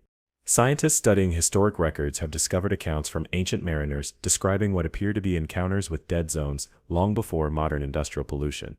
Roman texts from the 1st century CE describe regions of the Mediterranean that would occasionally become cursed waters, areas where the sea turned milky white, smelled of sulfur, and where fish and other marine life would suddenly die in massive numbers. Similar accounts appear in Japanese, Chinese, and Arabic maritime records, often associated with specific regions and seasonal patterns, suggesting that natural processes like upwelling or seasonal algal blooms may have created temporary dead zones throughout human history. What makes our current situation unprecedented is that human-caused dead zones don't follow these natural cycles of formation and recovery. They persist year-round, expand rather than contract, and develop in regions where they have never historically been recorded. In 2015, marine biologists studying the edge of a major dead zone in the Arabian Sea made a disturbing discovery: organisms that appeared to be adapting to the low oxygen conditions in ways that made them more dangerous to other marine life, and potentially to humans. Certain jellyfish species were found thriving in waters with oxygen levels that should have been too low to support them, developing modified physiologies that allowed them to process the hydrogen sulfide present in these waters. More alarming were the behavioral changes observed in some fish species at the dead zone boundaries, normally non-aggressive species displaying unusual territorial aggression, schooling fish abandoning their groups to swim alone, and predatory species attacking prey much larger than they would typically target. These observations suggest that the chemical changes in dead zone waters, particularly the presence of hydrogen sulfide and certain metals that become soluble in low oxygen conditions, may be affecting the neurological functions of marine organisms, essentially altering their normal behavior patterns in unpredictable and potentially dangerous ways. Some of the most disturbing reports from dead zone research come from submarine pilots who have traversed these regions, describing them as underwater nightmares, unlike anything encountered in healthy ocean areas. They report that standard submarine lights seem to penetrate less distance in dead zone waters, creating a claustrophobic effect where visibility is reduced to just a few meters despite the absence of normal particulate matter that would typically reduce visibility. Several pilots have described unusual electrical phenomena within large dead zones, instrument malfunctions, compass errors, and in some cases static electricity affecting communications equipment.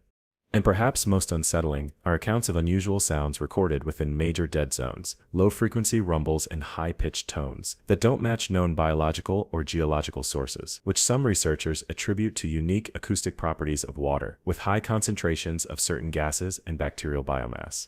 As dead zones continue to expand across the global ocean, some marine ecologists have raised concerns about potential feedback loops that could accelerate their growth beyond current projections. When normal marine life dies and decomposes in low oxygen waters, the decomposition process itself consumes what little oxygen remains, potentially expanding the dead zone and creating a self-reinforcing cycle.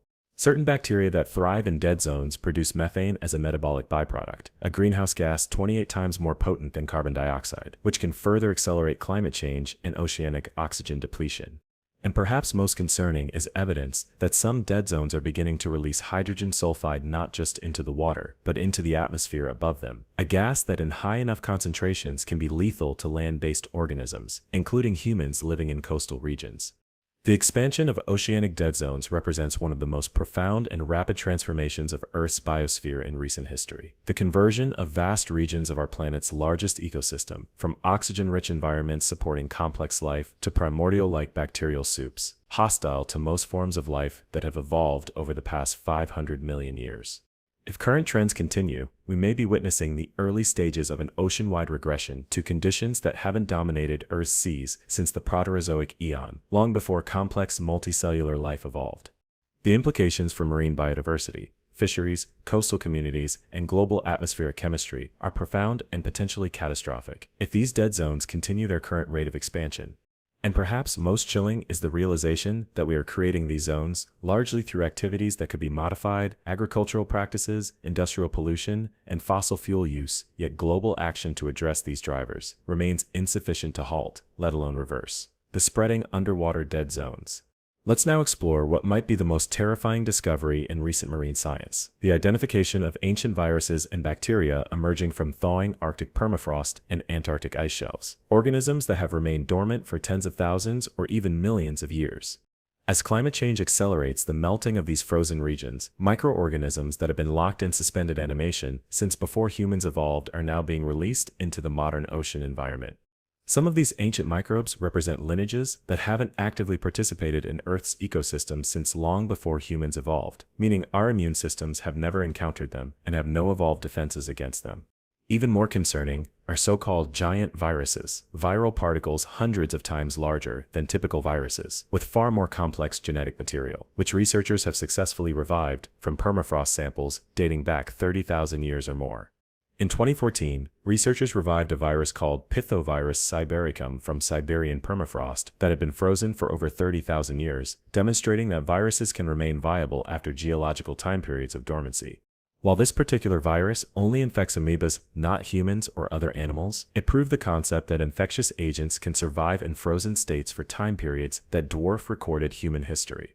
More concerning was the 2015 discovery of fragments of smallpox virus DNA in Siberian permafrost, suggesting that deadly human pathogens might also be preserved in these frozen repositories. And most recently, glaciologists have identified what appear to be viable bacterial spores in ice cores from Greenland, dating back over 100,000 years, organisms that would have last been active during the time of Neanderthals, not modern humans. Marine biologists have documented an alarming trend in the Arctic Ocean over the past decade: the emergence of diseases affecting marine mammals that have either never been recorded before or have suddenly appeared in species that were previously unaffected. Unusual lesions, respiratory infections, and neurological symptoms have been observed in Arctic seals, whales, and polar bears, particularly in regions where submarine permafrost is actively thawing. Post-mortem examinations of affected animals have sometimes identified microbial agents that don't match known modern pathogens, raising the possibility that these may be ancient organisms re-emerging as their frozen reservoirs melt. What makes these potential paleopathogens particularly dangerous is that modern marine mammals have no evolutionary history with them, and therefore no adapted immune defenses, creating the potential for devastating population impacts if highly virulent ancient microbes re-enter oceanic ecosystems. Perhaps most concerning are recent discoveries in Antarctica, where ice cores have yielded microorganisms that appear to date back to the Pliocene era, between 5.3 and 2.6 million years ago. Some of these organisms possess metabolic capabilities and genetic features, unlike anything in modern microbial taxonomies, suggesting they represent lineages that either went extinct or became extremely rare after being trapped in the Antarctic ice. Most troubling are those that show signs of what microbiologists call horizontal gene transfer capability, the ability to exchange genetic material with other microorganisms they encounter, potentially introducing ancient genetic innovations into modern microbial populations. This raises the specter of ancient virulence factors, antibiotic resistance mechanisms, or metabolic capabilities being transferred to modern pathogens, potentially creating hybrid organisms with unprecedented properties. Some of the most startling findings from this field of research involve organisms that seem to occupy a boundary zone between living and non-living entities, sometimes called viral particles, that don't quite fit the definition of true viruses, but can nonetheless replicate using host cellular machinery. These entities, some recovered from ice cores dating back hundreds of thousands of years, have structures and genetic compositions unlike anything in modern viral taxonomy. Some appear capable of remaining dormant, not just in ice, but in ocean sediments, potentially allowing them to persist in a suspended state for millions of years before being disturbed by changes in ocean temperature or currents. The behavior of these ancient viral particles, when introduced to modern marine organisms in laboratory settings, has sometimes been described as aberrant or unpredictable, suggesting they may interact with modern cellular machinery in ways different from contemporary viruses.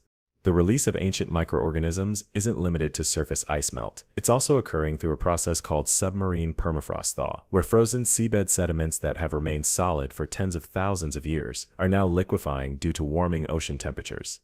These submarine permafrost layers contain not just microbial life, but also vast quantities of frozen methane and other greenhouse gases, creating a potential feedback loop where initial warming releases gases that cause further warming and more extensive thawing.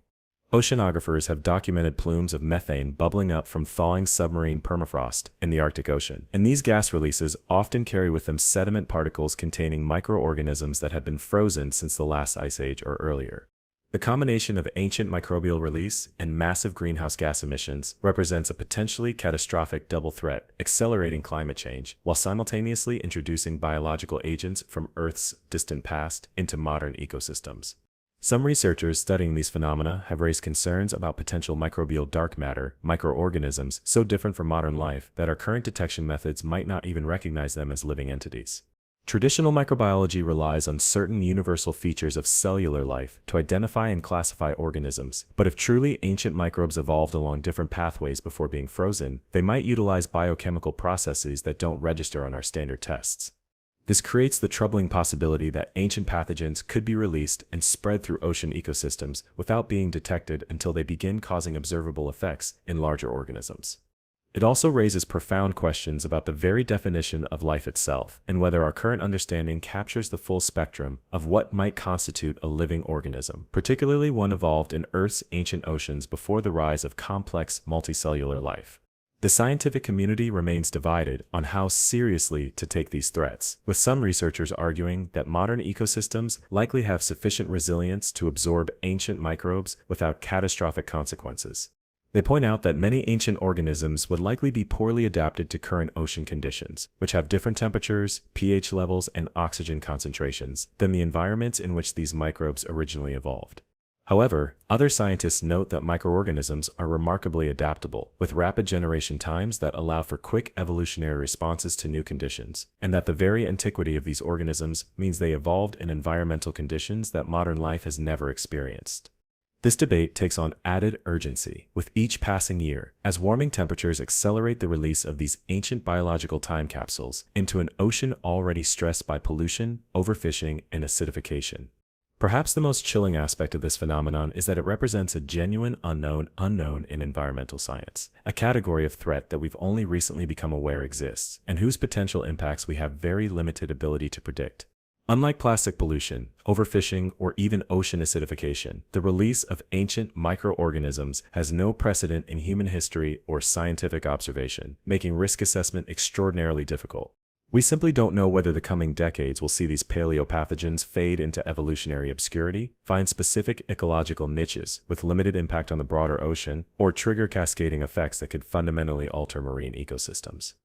And given the crucial role oceans play in Earth's climate, food webs, and biogeochemical cycles, the potential stakes of this ongoing, uncontrolled experiment are nothing less than the stability of the biosphere upon which human civilization depends. Now let's turn our attention to one of the most profound and mysterious features of the deep ocean, the so-called shadow biosphere, a hypothesized realm of life that may exist alongside familiar organisms but remain largely undetected because it operates according to different biochemical principles.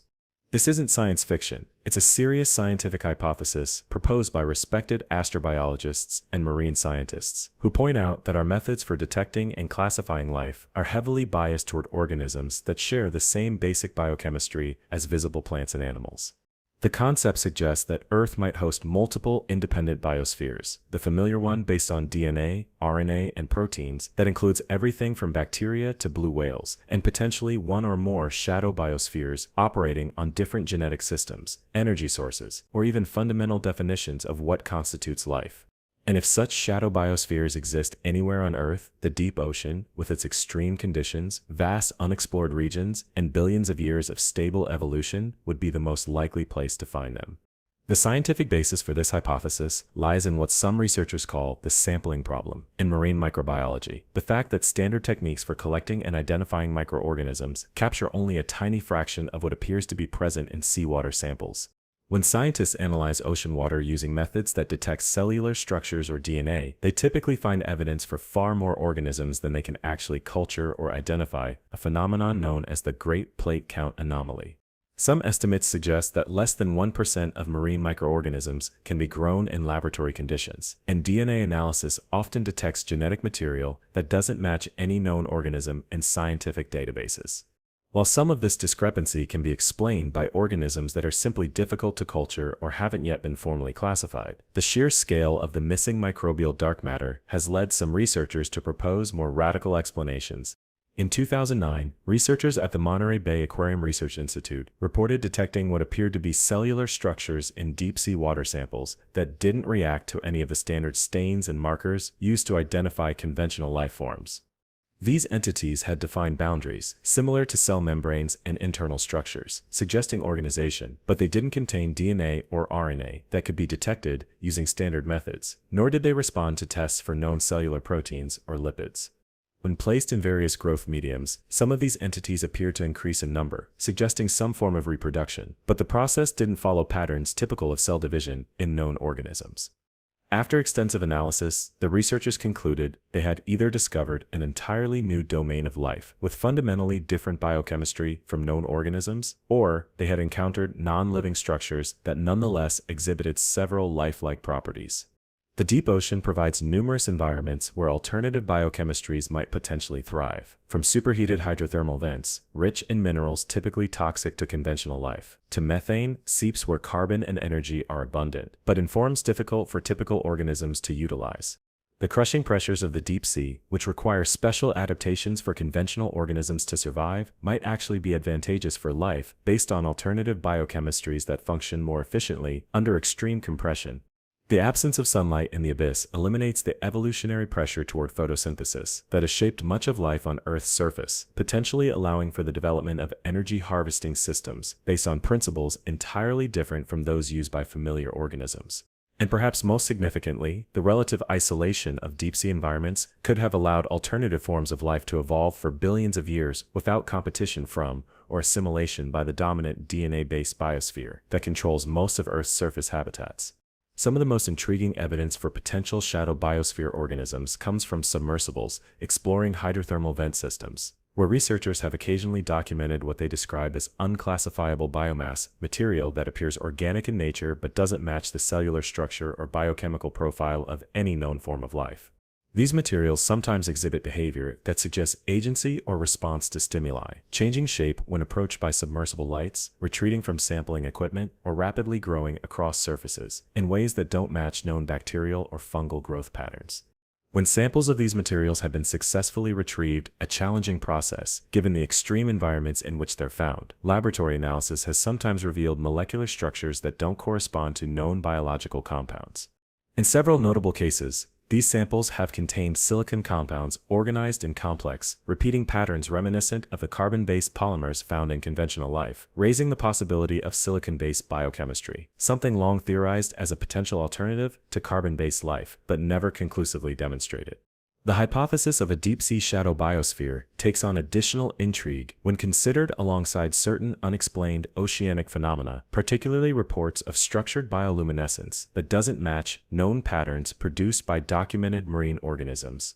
Submarine crews have occasionally reported encountering fields of light in deep water that form geometric patterns, respond to the presence of the submarine in ways suggesting awareness, or pulse in sequences too regular to be random but not matching any known form of marine bioluminescence. Similarly puzzling are reports of what some researchers call biological radar, instances where submersibles or their instrumentation seem to be scanned by something in the deep ocean, detected as faint electromagnetic pulses coming from what appears to be living tissue rather than geological features. While conventional science would typically attribute such reports to misidentification of known phenomena or equipment malfunction, the shadow biosphere hypothesis offers another possibility that these might represent detection technologies or communication methods used by life forms operating on principles fundamentally different from those of familiar organisms. If alternative forms of life do exist in the deep ocean, they would have profound implications for our understanding of life itself, both on Earth and potentially elsewhere in the universe. Their existence would demonstrate that life isn't limited to the specific biochemical pathways that emerged in the organisms we're familiar with, suggesting that the universe might host a far wider range of potential life forms than currently considered in astrobiology. It would also raise complex questions about the origins of life on Earth. Did multiple forms of life emerge independently, or did all life share a common origin before diverging so dramatically that the connections are no longer recognizable?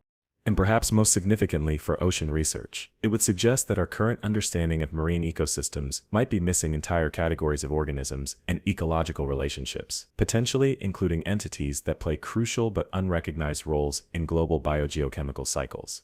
The search for shadow biosphere organisms represents one of the most challenging frontiers in marine science, requiring researchers to essentially look for something whose characteristics they can't fully predict or define in advance. It's a scientific quest that borders on philosophical territory, forcing us to confront fundamental questions about how we define and recognize life, and whether our current understanding captures the full spectrum of what might constitute a living entity. It also highlights the extraordinary limits of our knowledge about the deep ocean. The fact that we might be missing entire domains of life, despite centuries of marine biology, suggests just how much remains undiscovered in the watery realms that cover most of our planet.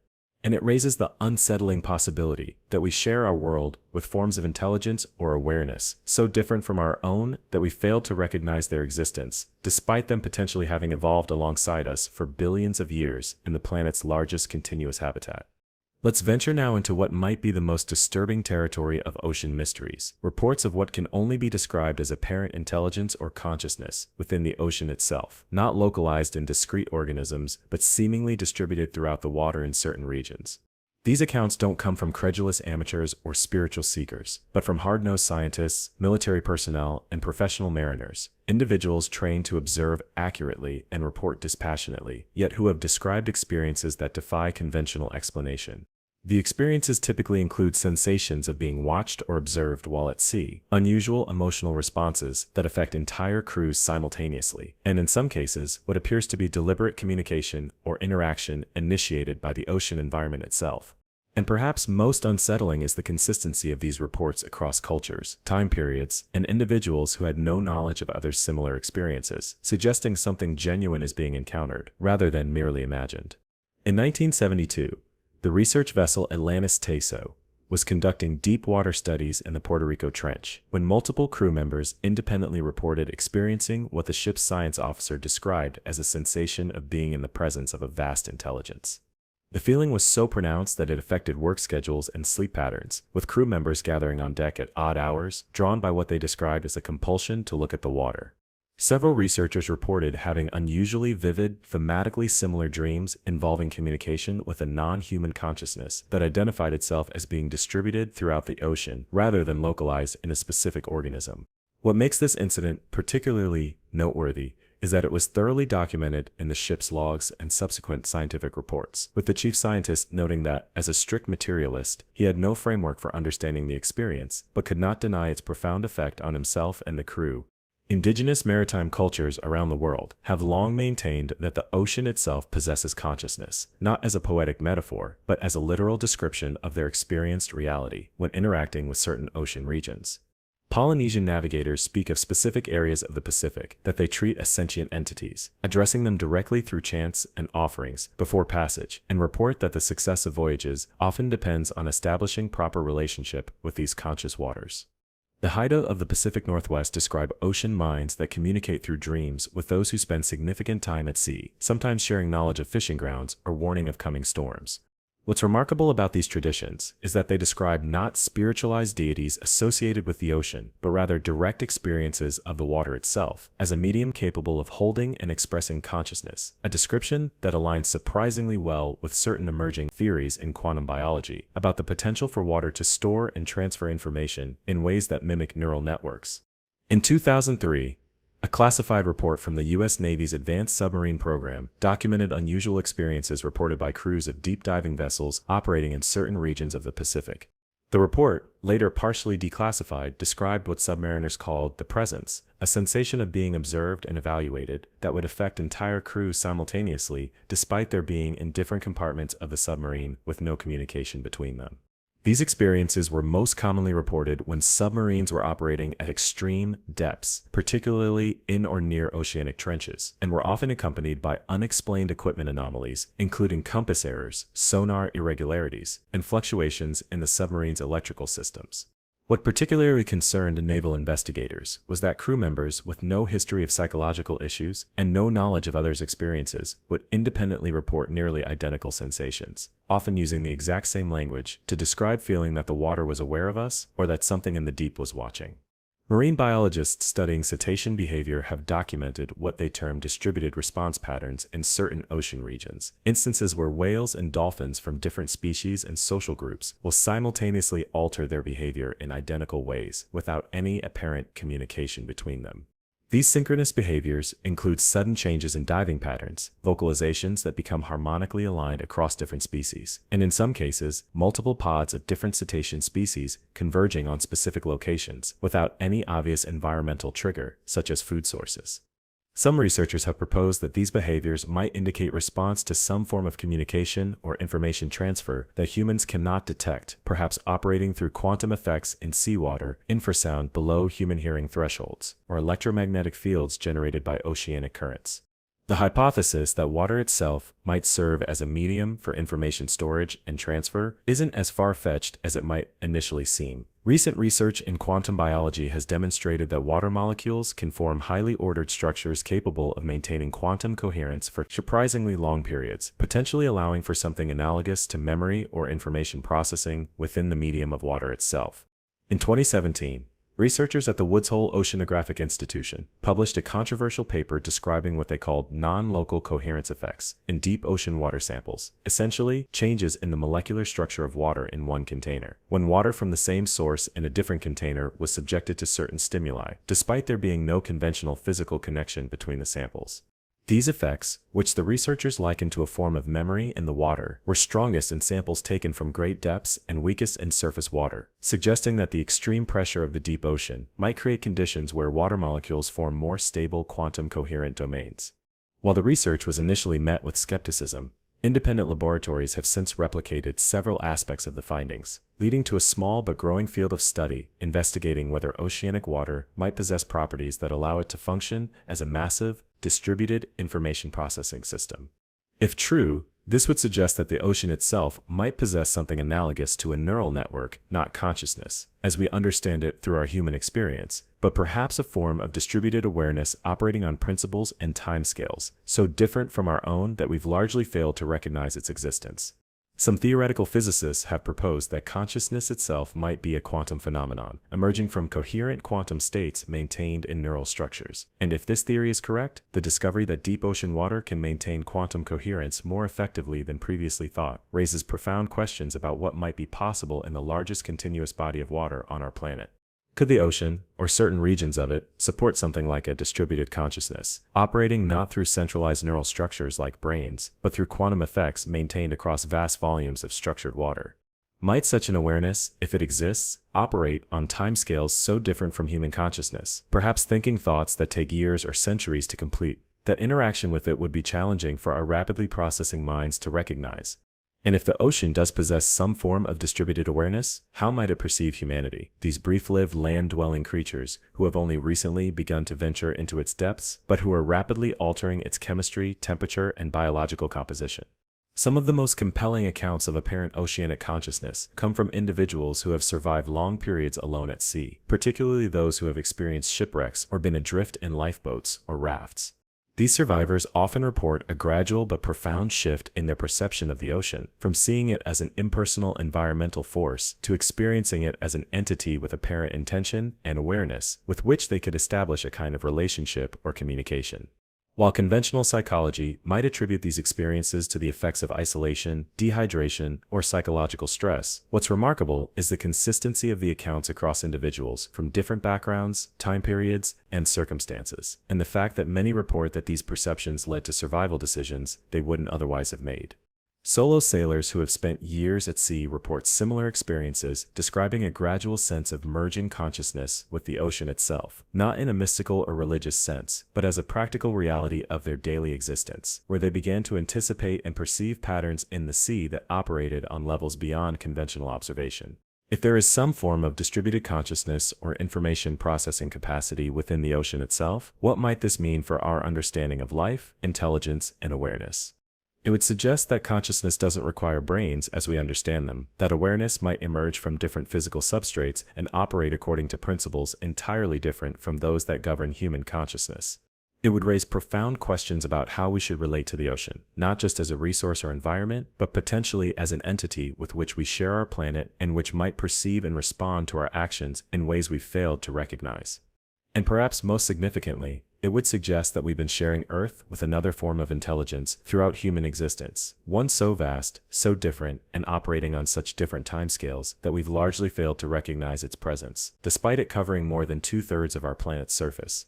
As we near the end of our journey through the ocean's most profound mysteries, let's consider what these depths mean for humanity's future, both the dangers they may hold and the possibilities they represent.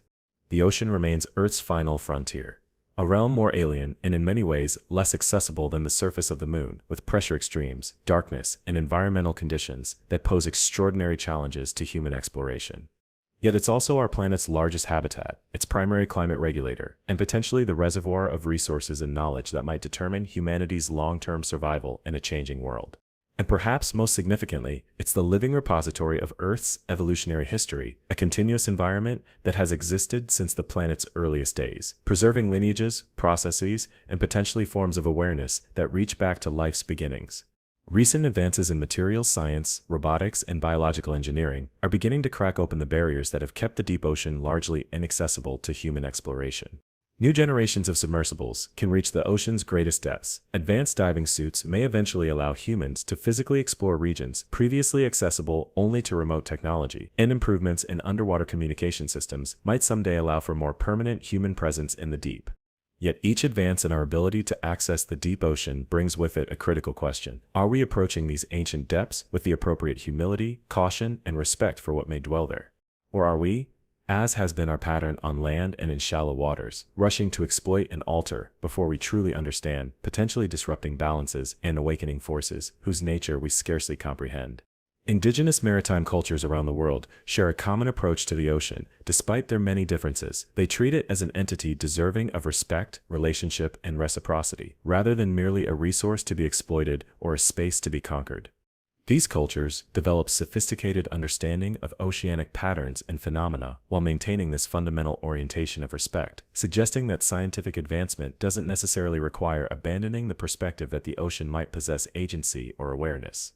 Modern marine science increasingly confirms the wisdom embedded in these indigenous approaches, as we discover that the ocean is far more complex, interconnected, and potentially conscious than earlier generations of scientists believed. Perhaps the greatest ocean mystery of all is whether humanity can evolve our relationship with this vast blue realm, shifting from exploitation to partnership, from conquest to conversation, from taking to exchange, before we trigger changes that even the ocean's ancient resilience cannot absorb. There's an old saying among sailors that the sea doesn't forgive. It has no capacity for mercy or allowance for human error, no interest in our intentions or excuses. Yet the corollary to this wisdom, often left unstated, is that the sea also remembers. The patterns of currents shaped by coastlines we've altered, the chemistry of waters we've acidified, the populations of marine life we've depleted or driven to extinction. In a very real sense, human civilization's relationship with the ocean is writing itself into the sea's memory, encoded in changing temperatures, altered pH levels, shifting species distributions, and the countless pieces of our material culture now settling into even the deepest ocean trenches. And if, as some of the research we've explored tonight suggests, the ocean possesses some form of distributed awareness or information processing capacity, then what we're writing into those waters might be more than mere physical changes. It might be a message, read and remembered by an intelligence far older and potentially longer lasting than our own. If you've stayed with me through this long journey into the ocean's darkest and most profound mysteries, I want to thank you for your curiosity, your open mind, and your willingness to contemplate possibilities that challenge conventional understanding. The boundary between established science and genuine mystery isn't always clearly marked, especially in a realm as vast and inaccessible as the deep ocean, where new discoveries regularly overturn long-held assumptions about what should be possible. In exploring these mysteries together, we ventured beyond the comfortable territory of what's firmly known into the more shadowy regions where observation, theory, and experience haven't yet coalesced into scientific consensus. Yet it's precisely these boundary regions, where the known meets the unknown, where observation raises questions that current theories can't fully answer, that have always been the most fertile ground for scientific advancement and deeper understanding of our world. The ocean's mysteries remind us of a fundamental truth easily forgotten in our technology-saturated age, that wonder is not merely a subjective human emotion, but an appropriate response to a universe more complex, more strange, and more alive with possibility than our current understanding can fully capture. To approach the ocean with wonder is not to abandon scientific rigor or critical thinking, but rather to maintain the humility and openness that have always characterized the best scientific minds. The willingness to be surprised, to have assumptions challenged, to encounter the genuinely new. The depths we've explored tonight will continue to hold their secrets, revealing them gradually to those patient and persistent enough to look beyond the surface reflections of their own expectations. And perhaps you, listening to these words as you drift towards sleep, will carry some of these mysteries into your dreams, where the boundary between known and unknown, between self and other, between human and ocean, grows thin and permeable, allowing for insights and understandings that waking consciousness might miss. If you've enjoyed this exploration of the ocean's darkest and most profound mysteries, please consider liking this video, subscribing to join our community of nocturnal knowledge seekers, and sharing your thoughts or experiences in the comments below. Your support allows us to continue creating these deep dives into the unknown, these audio journeys through the most mysterious aspects of our world. Until next time, may your dreams be as deep and mysterious as the ocean itself, and may you find in them not fear but fascination, not nightmare but new understanding. And remember, whenever you stand at the ocean's edge, looking out over seemingly peaceful waters, you're gazing at the thin surface of a world more ancient, more alien, and perhaps more aware than we have yet fully realized. A liquid realm of endless night that has witnessed the entire history of our species with patience and memory beyond our comprehension. Now let's shift our focus to some of the most haunting and persistent mysteries of the ocean, the eerie and unexplained sounds that have been recorded in its depths, sound patterns that defy conventional explanation and sometimes seem to suggest intelligent origin. Modern hydrophone networks, originally installed for military purposes to track submarine movements, have captured a vast library of unusual sounds from the deep ocean, vocalizations, rumbles, whistles, and booms that don't match any known natural process or identified marine species. While some of these have eventually been attributed to previously unknown biological sources or geological processes, many remain genuinely unexplained despite decades of scientific investigation. And perhaps most unsettling are those sounds that exhibit patterns, suggesting language or communication, rhythmic sequences, apparent call and response patterns, and structured variations that bear surprising similarities to how humans organize meaningful sound. Perhaps the most famous unexplained ocean sound is what researchers dubbed the bloop, an ultra-low frequency sound captured by NOAA hydrophones in 1997. That was remarkable, both for its extreme loudness and its organic quality. The sound was so powerful that it was detected by multiple hydrophone stations thousands of miles apart, suggesting a source of incredible volume or energy.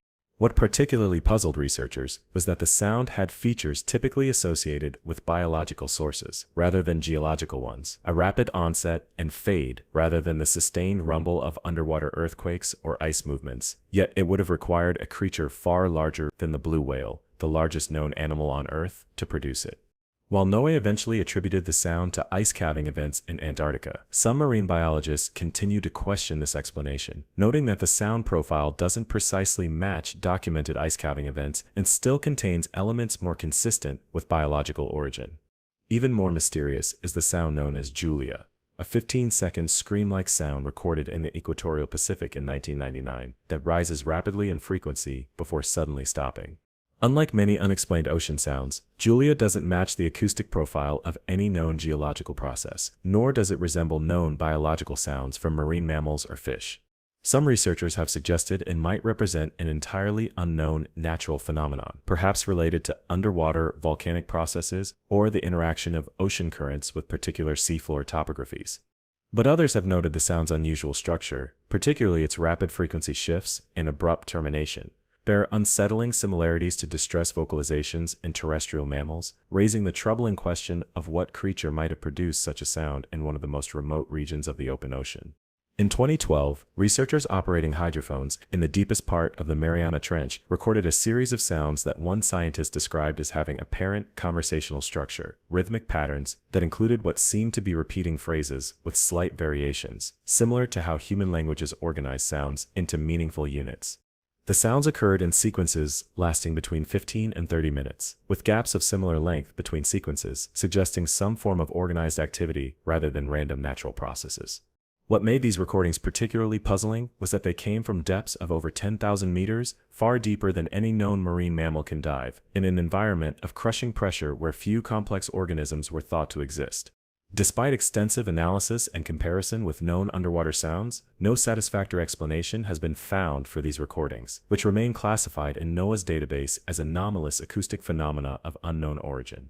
Perhaps the most disturbing category of unexplained ocean sounds are what researchers call organizers, sounds that appear to influence or coordinate the behavior of marine organisms across different species simultaneously.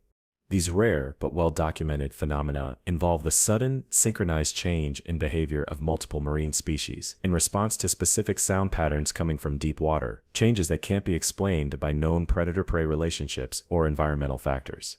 In several documented cases, these behavioral changes have preceded the detection of the sounds themselves by human recording equipment, suggesting that the marine organisms might be responding to aspects of the sounds that our technology cannot detect, or perhaps to some other form of communication accompanying the audible components. What makes these incidents particularly difficult to explain is that they often involve species with very different auditory capabilities and normal behavioral patterns, yet all respond in coordinated ways, as if receiving and understanding the same communication. Military sonar operators, particularly those working on submarine detection systems during the Cold War, accumulated a classified library of what they termed acoustic anomalies, underwater sounds that didn't match known profiles, and often exhibited characteristics suggesting intelligent origin.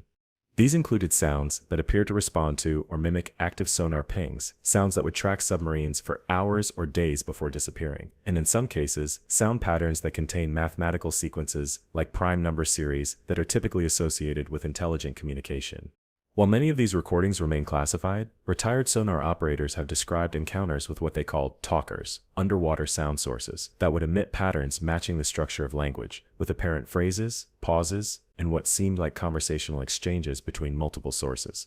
What makes these accounts particularly credible is that they come from highly trained listeners specifically selected for their ability to distinguish between natural ocean sounds and potential submarine signatures, individuals with thousands of hours of experience who were unlikely to misidentify known phenomena. In 2015, hydrophones near the Puerto Rico Trench captured a series of sounds that researchers described as having both mechanical and biological characteristics, structured patterns that resembled artificial sonar in their regularity, but organic vocalizations in their frequency modulation, harmonic content. What particularly puzzled the scientific team was that the sounds appeared to be directed specifically at their research equipment, changing in pattern and intensity when new hydrophones were deployed, and sometimes ceasing entirely when equipment was recovered, only to resume when new devices were placed in the water. This apparent awareness of and response to human observation equipment suggested either an intelligence behind the sounds or some unknown natural process that could detect and react to the electromagnetic fields produced by recording devices. After extensive analysis, the research team concluded that the sounds represented either an unknown biological source with awareness of its environment beyond what we currently attribute to marine organisms, or deliberate communication attempts from an unidentified source that recognized our equipment as potential receivers. Indigenous cultures with deep maritime traditions often include detailed knowledge of underwater sounds that Western science has only recently begun to document, including descriptions of specific ocean regions where unusual sounds can be heard through the hulls of wooden vessels. The Maori of New Zealand have long maintained traditions about areas of the ocean they call the speaking waters, regions where specific sounds can be heard that they attribute to ancient entities dwelling in the deep ocean. Similar traditions exist among the Inuit, who describe places where the sea ice transmits voices or music from the water below, and among Pacific Island cultures, who include detailed knowledge of underwater sounds in their traditional navigation practices. What makes these traditions particularly noteworthy is that modern hydrophone recordings have confirmed the existence of unusual sound phenomena in many of the specific locations identified in these indigenous knowledge systems, suggesting they represent genuine observation rather than mere mythology. Some marine biologists studying these unexplained sounds have proposed what they call the distributed intelligence hypothesis, the possibility that certain sounds might originate not from individual organisms but from collective biological systems acting in coordination. This theory suggests that communities of marine organisms, perhaps networks of certain deep-sea creatures or microbial colonies, might generate sounds as a distributed system, producing acoustic patterns more complex than any individual organism could create. Such collective systems might potentially develop forms of intelligence or awareness that operate according to principles entirely different from the centralized neural processing that characterizes familiar animal intelligence. If this hypothesis is correct, some of the more structured, unexplained ocean sounds might represent the vocalizations or communications of essentially composite entities, not individual creatures, but network systems, acting with collective purpose or awareness. The deep ocean represents one of the few environments on Earth where sounds can travel for extraordinary distances. Low-frequency calls can sometimes propagate for thousands of miles through certain deep water channels. This acoustic property creates the possibility for communication across vast distances, potentially allowing for forms of contact and coordination between widely separated individuals or groups.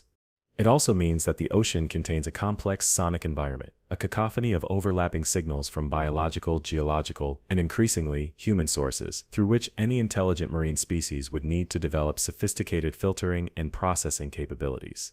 And perhaps most significantly, it suggests that if intelligent species have evolved in the deep ocean, they might have developed communication systems optimized for these unique acoustic properties, potentially using forms of sound organization fundamentally different from anything in human experience.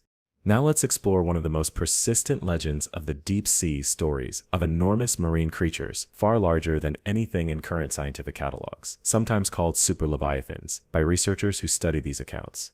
Throughout human history, mariners from virtually every seafaring culture have reported encounters with marine animals of extraordinary size, not just the giant squid or whale shark, which are now well documented despite their enormous dimensions, but creatures that would dwarf even these acknowledged giants.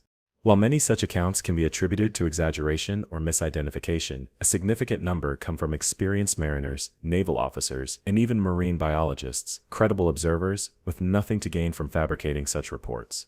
And curiously, many of these sightings describe similar features and behaviors despite coming from witnesses separated by vast distances of time and space, suggesting they might represent genuine encounters with extremely rare but real creatures, rather than mere myths or hallucinations. In 1893, the HMS Daedalus, a Royal Navy frigate, reported an encounter with what the captain and officers described as a sea serpent, estimated at 60 feet long, with a head held 4 feet above the water on a long neck, observed in clear conditions for over 20 minutes by multiple crew members, including commissioned officers. The incident was considered credible enough that it was officially reported to the Admiralty and covered by the scientific publications of the day, though no definitive explanation was ever established.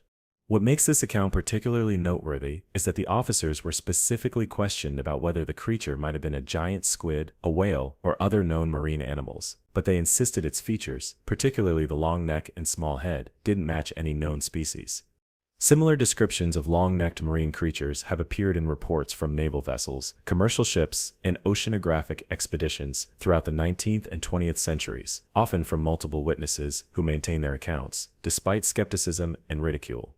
Indigenous maritime cultures around the world maintain traditions describing enormous marine creatures that don't match any confirmed species in scientific catalogs. The Haida and other Pacific Northwest indigenous peoples describe the Sickle-Jahang or sea wolf, an enormous predator said to be capable of capsizing large cedar canoes and described as being far larger than any known orca or shark.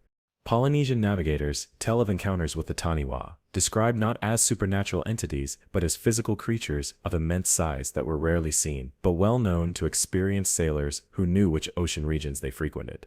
What's particularly interesting about these indigenous accounts is that they typically describe these creatures not as mythological beings, but as rare but real animals, with specific habitats, behaviors, and physical characteristics, essentially the same way they describe other, confirmed marine species. Marine biologists studying the theoretical limits of size for ocean-dwelling creatures have noted that the deep-sea environment could potentially support animals far larger than anything currently documented. The neutral buoyancy provided by water removes many of the size limitations that constrain land animals, where skeletons must support body weight against gravity. Cold deep-sea environments allow for slower metabolisms, potentially enabling larger body sizes to be maintained with relatively less food consumption, a critical factor in environments where prey might be widely scattered. And the three-dimensional nature of ocean habitats provides escape routes in all directions, potentially allowing very large creatures to avoid detection more effectively than would be possible for similarly sized animals on land. Some of the most credible modern accounts of potentially undocumented massive marine creatures come from submarine crews, particularly those operating in deep ocean trenches and abyssal plains. Several declassified reports from both US and Soviet-Russian submarine operations describe sonar contacts with objects far larger than known whale species, moving at speeds and depths that would be impossible for known marine mammals. What makes these accounts particularly noteworthy is that they come from trained sonar operators using sophisticated equipment specifically designed to accurately determine the size and characteristics of underwater objects. In several cases, these contacts were tracked for hours or even days, ruling out temporary equipment malfunction or operator error, yet they displayed dimensions and movement patterns inconsistent with any documented marine species. In 2013, a research vessel conducting a deep-water survey off the coast of New Zealand recorded what appears to be an animal of unprecedented size using side-scan sonar, an object estimated at between 90 and 120 feet in length, with features suggesting it was a single organism rather than a school of fish or other aggregation. The object was tracked, moving at a depth of approximately 3,000 meters, far deeper than sperm whales typically dive, and displayed movement patterns suggesting deliberate navigation rather than passive drifting.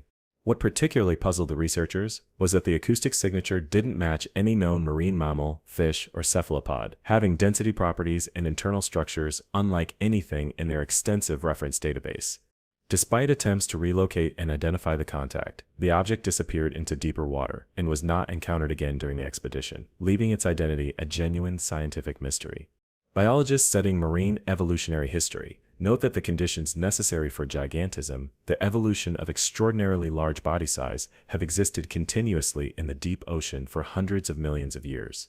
Unlike terrestrial environments, which have undergone dramatic changes in atmospheric oxygen levels, climate, and available habitat space, the deep ocean has remained relatively stable in its fundamental properties for geological epochs. This stability could potentially allow for evolutionary lineages to develop extreme size adaptations over much longer time periods than have been available to land animals, whose size has been repeatedly constrained by environmental changes. And perhaps most significantly, the deep ocean's vast size and our limited exploration of it mean that extremely rare species, perhaps existing in populations of just dozens or hundreds of individuals, could remain undetected despite their enormous size, particularly if they inhabit the lightless depths beyond the reach of most research equipment. Some cryptozoologists studying reports of extraordinary marine creatures have proposed what they call the living fossil hypothesis, the possibility that certain prehistoric marine lineages thought extinct might have survived in deep ocean refugia.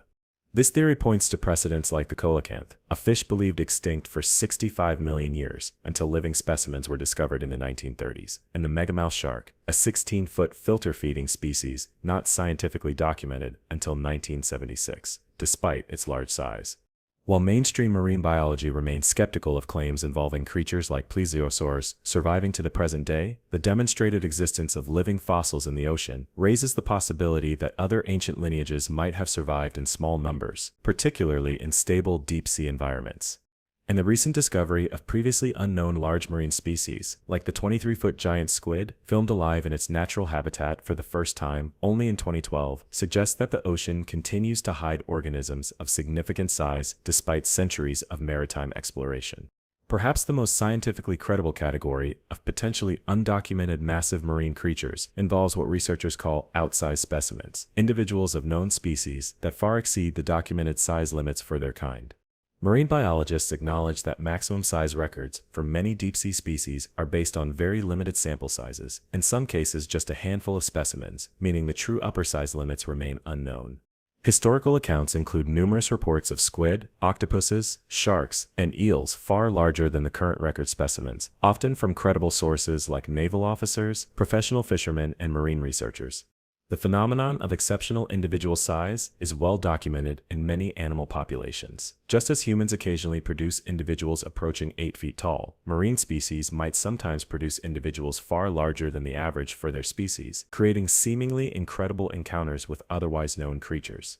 What unites many accounts of extraordinary marine creatures, from both historical and modern sources, is a common description of how they move through water, not with the familiar undulating motion of fish or marine mammals, but with a smoother, almost mechanical precision that witnesses often struggle to describe in terms of known animal locomotion. This distinctive movement pattern appears in accounts from ancient Greek mariners, 18th century naval logs, and modern submarine reports alike, suggesting either a remarkable consistency in how humans misperceive large underwater objects or a genuine common feature of whatever is being observed. Some marine biologists have suggested this might represent observation of creatures using unusual locomotion methods, perhaps forms of jet propulsion, undulating fins, or other movement strategies that would appear alien compared to the familiar swimming motion of common marine animals. If extraordinarily large and rarely seen marine creatures do exist, their movement patterns might indeed appear strange to human observers, accustomed to the locomotion of more familiar ocean denizens, potentially explaining the consistency of this particular feature in reports spanning thousands of years. Let's shift our focus now to one of the most fascinating aspects of ocean mysteries, the seemingly intelligent behavior of certain marine species, and the question of whether true cognition, even consciousness, might exist in forms we've failed to fully recognize beneath the waves. The ocean has provided evolutionary pressure for intelligence through its three-dimensional environment, complex social opportunities, and challenging feeding strategies, conditions that have produced remarkable cognitive abilities in species from octopuses to dolphins. Yet our understanding of marine intelligence remains in its infancy, limited by the profound challenges of studying cognition in environments so different from our own, and in organisms whose neural architecture may operate on principles fundamentally different from mammalian brains. And perhaps most significantly, our assessments of intelligence have been shaped by human-centric measures that may entirely miss forms of cognition that have evolved along different pathways for different purposes in the alien environment of the deep ocean. The octopus represents perhaps the most alien intelligence we've identified in the oceans, a creature whose cognitive abilities evolved completely independently from the vertebrate lineage that produced human intelligence. With a distributed nervous system in which 2/3 of its neurons are located in its arms rather than its central brain, the octopus processes information in ways fundamentally different from how vertebrate brains function. Yet despite this radically different neural architecture, octopuses demonstrate problem-solving abilities, tool use, apparent planning, and even what some researchers describe as distinct personalities, complex behaviors emerging from a completely different evolutionary pathway than our own. This evolutionary convergence, the development of similar cognitive capabilities through entirely different biological structures, raises profound questions about the nature of intelligence itself and suggests that cognition in the oceans might take forms we've barely begun to recognize or understand. Recent research on cetacean intelligence has revealed cognitive capabilities that in some ways exceed those of primates, despite evolving in an environment utterly different from the one that shaped human cognition. Dolphins have demonstrated self-awareness, cultural transmission of knowledge, tool use, and complex social structures, including what appears to be names for individual pod members in the form of signature whistles. Sperm whales, with the largest brains on Earth and complex neuroanatomy, communicate through sophisticated click patterns that some researchers believe may constitute a form of grammatical language, though one operating on principles so different from human language that we've struggled to decipher it. And perhaps most intriguingly, cetacean brains contain specialized neurons called spindle cells, previously thought unique to great apes and humans, which are associated with higher cognitive functions like empathy, intuition, and rapid complex decision-making. What makes marine intelligence particularly challenging to study is that it has likely evolved to solve problems utterly different from those that shape terrestrial cognition. In a three-dimensional environment, without solid objects to manipulate, without fire, and without the need for shelter construction, intelligence would develop along pathways focused on different priorities, perhaps social complexity, navigation of vast territories, or hunting strategies rather than tool creation. The sensory world of marine organisms often includes capabilities humans lack entirely, from electroreception to pressure sensitivity to forms of echolocation far more sophisticated than anything we've developed technologically. An intelligence evolved to process and respond to these sensory inputs might function in ways that appear incomprehensible when measured by tests designed for visual, manipulative intelligence like our own, not less advanced, but differently advanced in ways our research methods might entirely miss. Some of the most provocative research on marine intelligence focuses on what biologists call distributed cognition, the possibility that intelligence in certain ocean species might exist not within individual organisms, but across networks or colonies of organisms acting in coordination. Certain jellyfish species, for instance, sometimes form linked groups that appear to coordinate their movements and feeding activities with a level of organization that suggests a form of collective decision-making beyond what individual members should be capable of. Massive schools of fish can change direction instantaneously in unified responses that occur faster than neural signals could travel from individuals, detecting a threat to those on the far side of the school, suggesting some form of information transfer not yet understood by science. And perhaps most intriguingly, some research suggests that certain microbial colonies in the ocean may function as network intelligence systems, distributed organisms capable of collective behavior more complex than any individual microbe could coordinate. One of the most remarkable aspects of marine intelligence is the evidence for cultural transmission of knowledge, the passing of learned information rather than just instinctual behaviors from one generation to the next. Orcapods maintain distinct hunting techniques, vocalizations, and social practices that differ between populations despite their genetic similarity, true cultural variations that young whales learn through observation and teaching rather than through genetics. Certain dolphin populations have developed sophisticated tool use, such as protecting their snouts with sponges while foraging in rough substrate that spreads through social learning rather than being reinvented by each individual. And in some of the most compelling cases, marine mammals appear to have developed specific strategies for interacting with humans, including cooperative fishing arrangements with traditional human communities that have been maintained across multiple generations through cultural rather than genetic transmission. The question of consciousness in marine organisms represents one of the most profound philosophical frontiers in our understanding of the ocean's mysteries. While science has traditionally been hesitant to attribute consciousness to non-human animals, mounting evidence of self-awareness, emotional responses, and apparent subjective experiences in certain marine species has forced a reconsideration of these boundaries.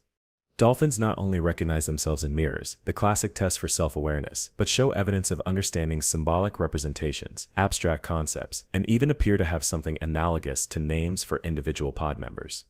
And perhaps most challenging to our human-centric conception of consciousness, growing evidence suggests that even invertebrates like octopuses and certain crustaceans may possess subjective experiences and awareness, forms of consciousness that evolved along entirely different pathways from our own, yet converged on similar capabilities.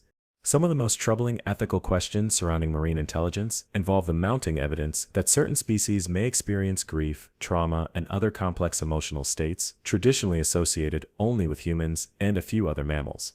Dolphins, orcas, and other cetaceans have been documented carrying their dead calves for days or weeks in what appears to be mourning behavior, suggesting an awareness of death and emotional attachment that persists beyond the cessation of life.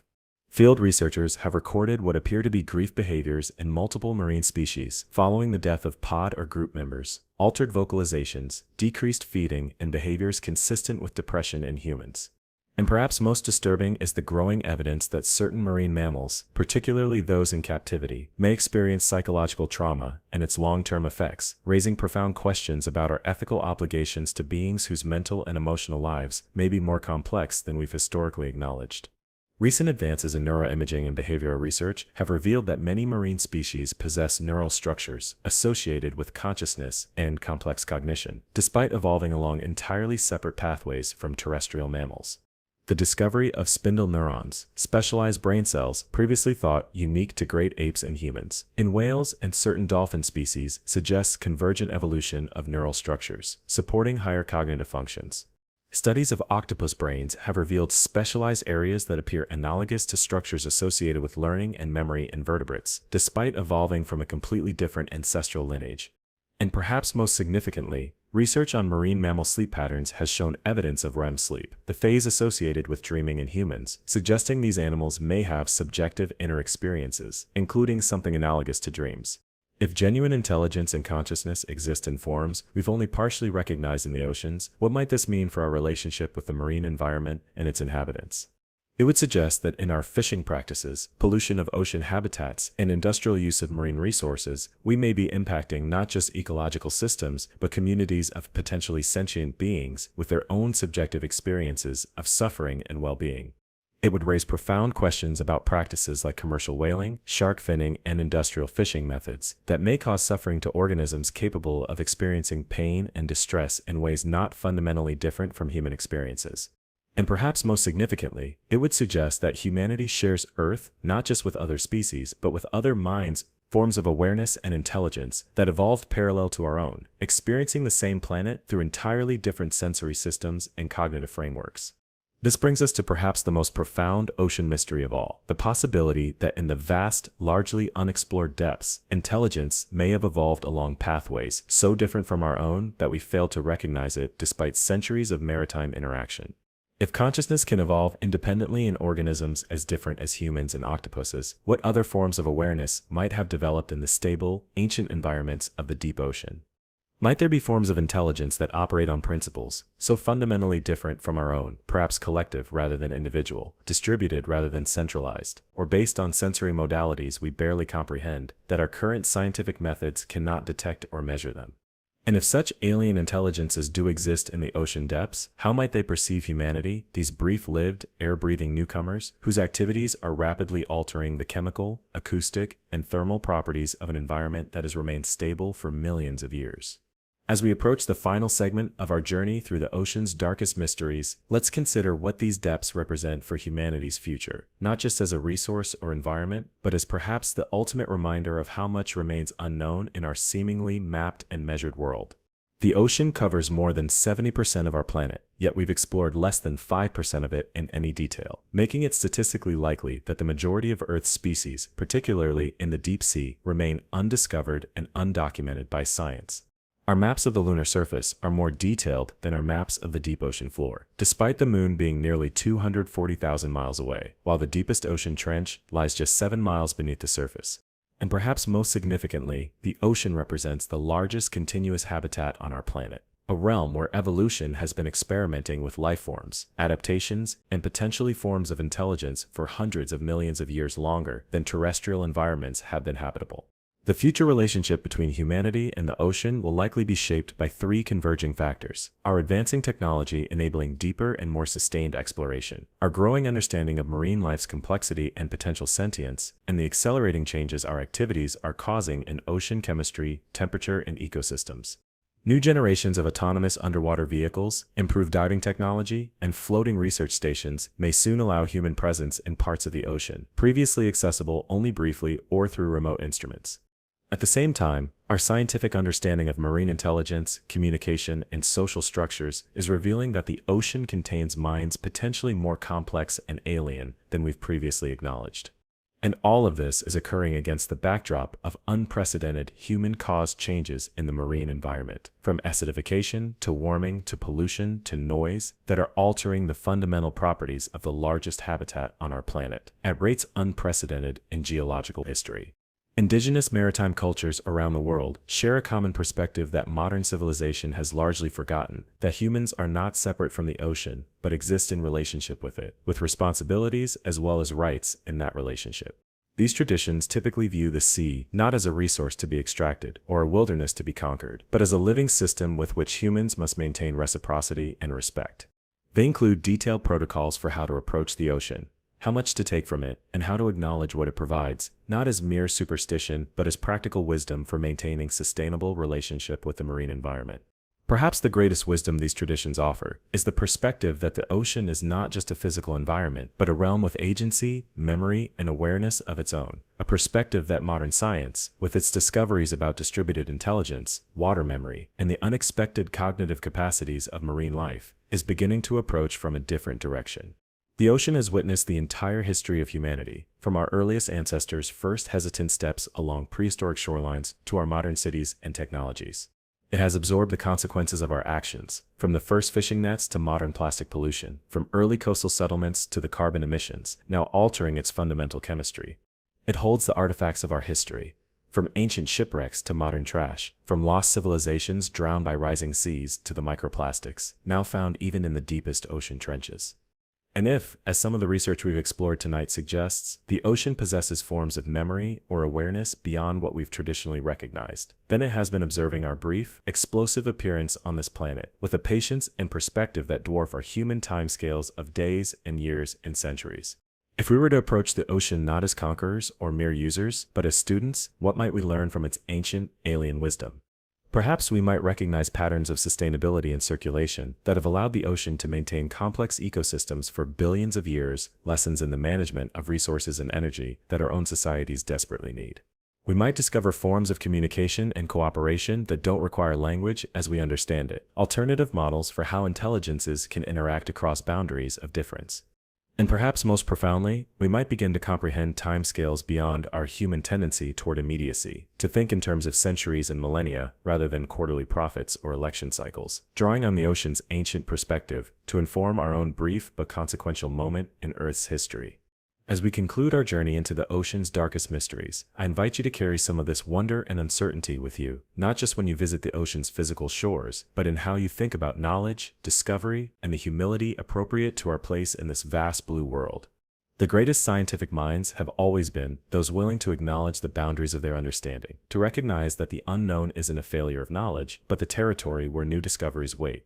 The ocean reminds us that even on our home planet, genuine mysteries remain, phenomena unexplained, creatures undiscovered, and perhaps forms of awareness unrecognized, despite sharing our world for millions of years.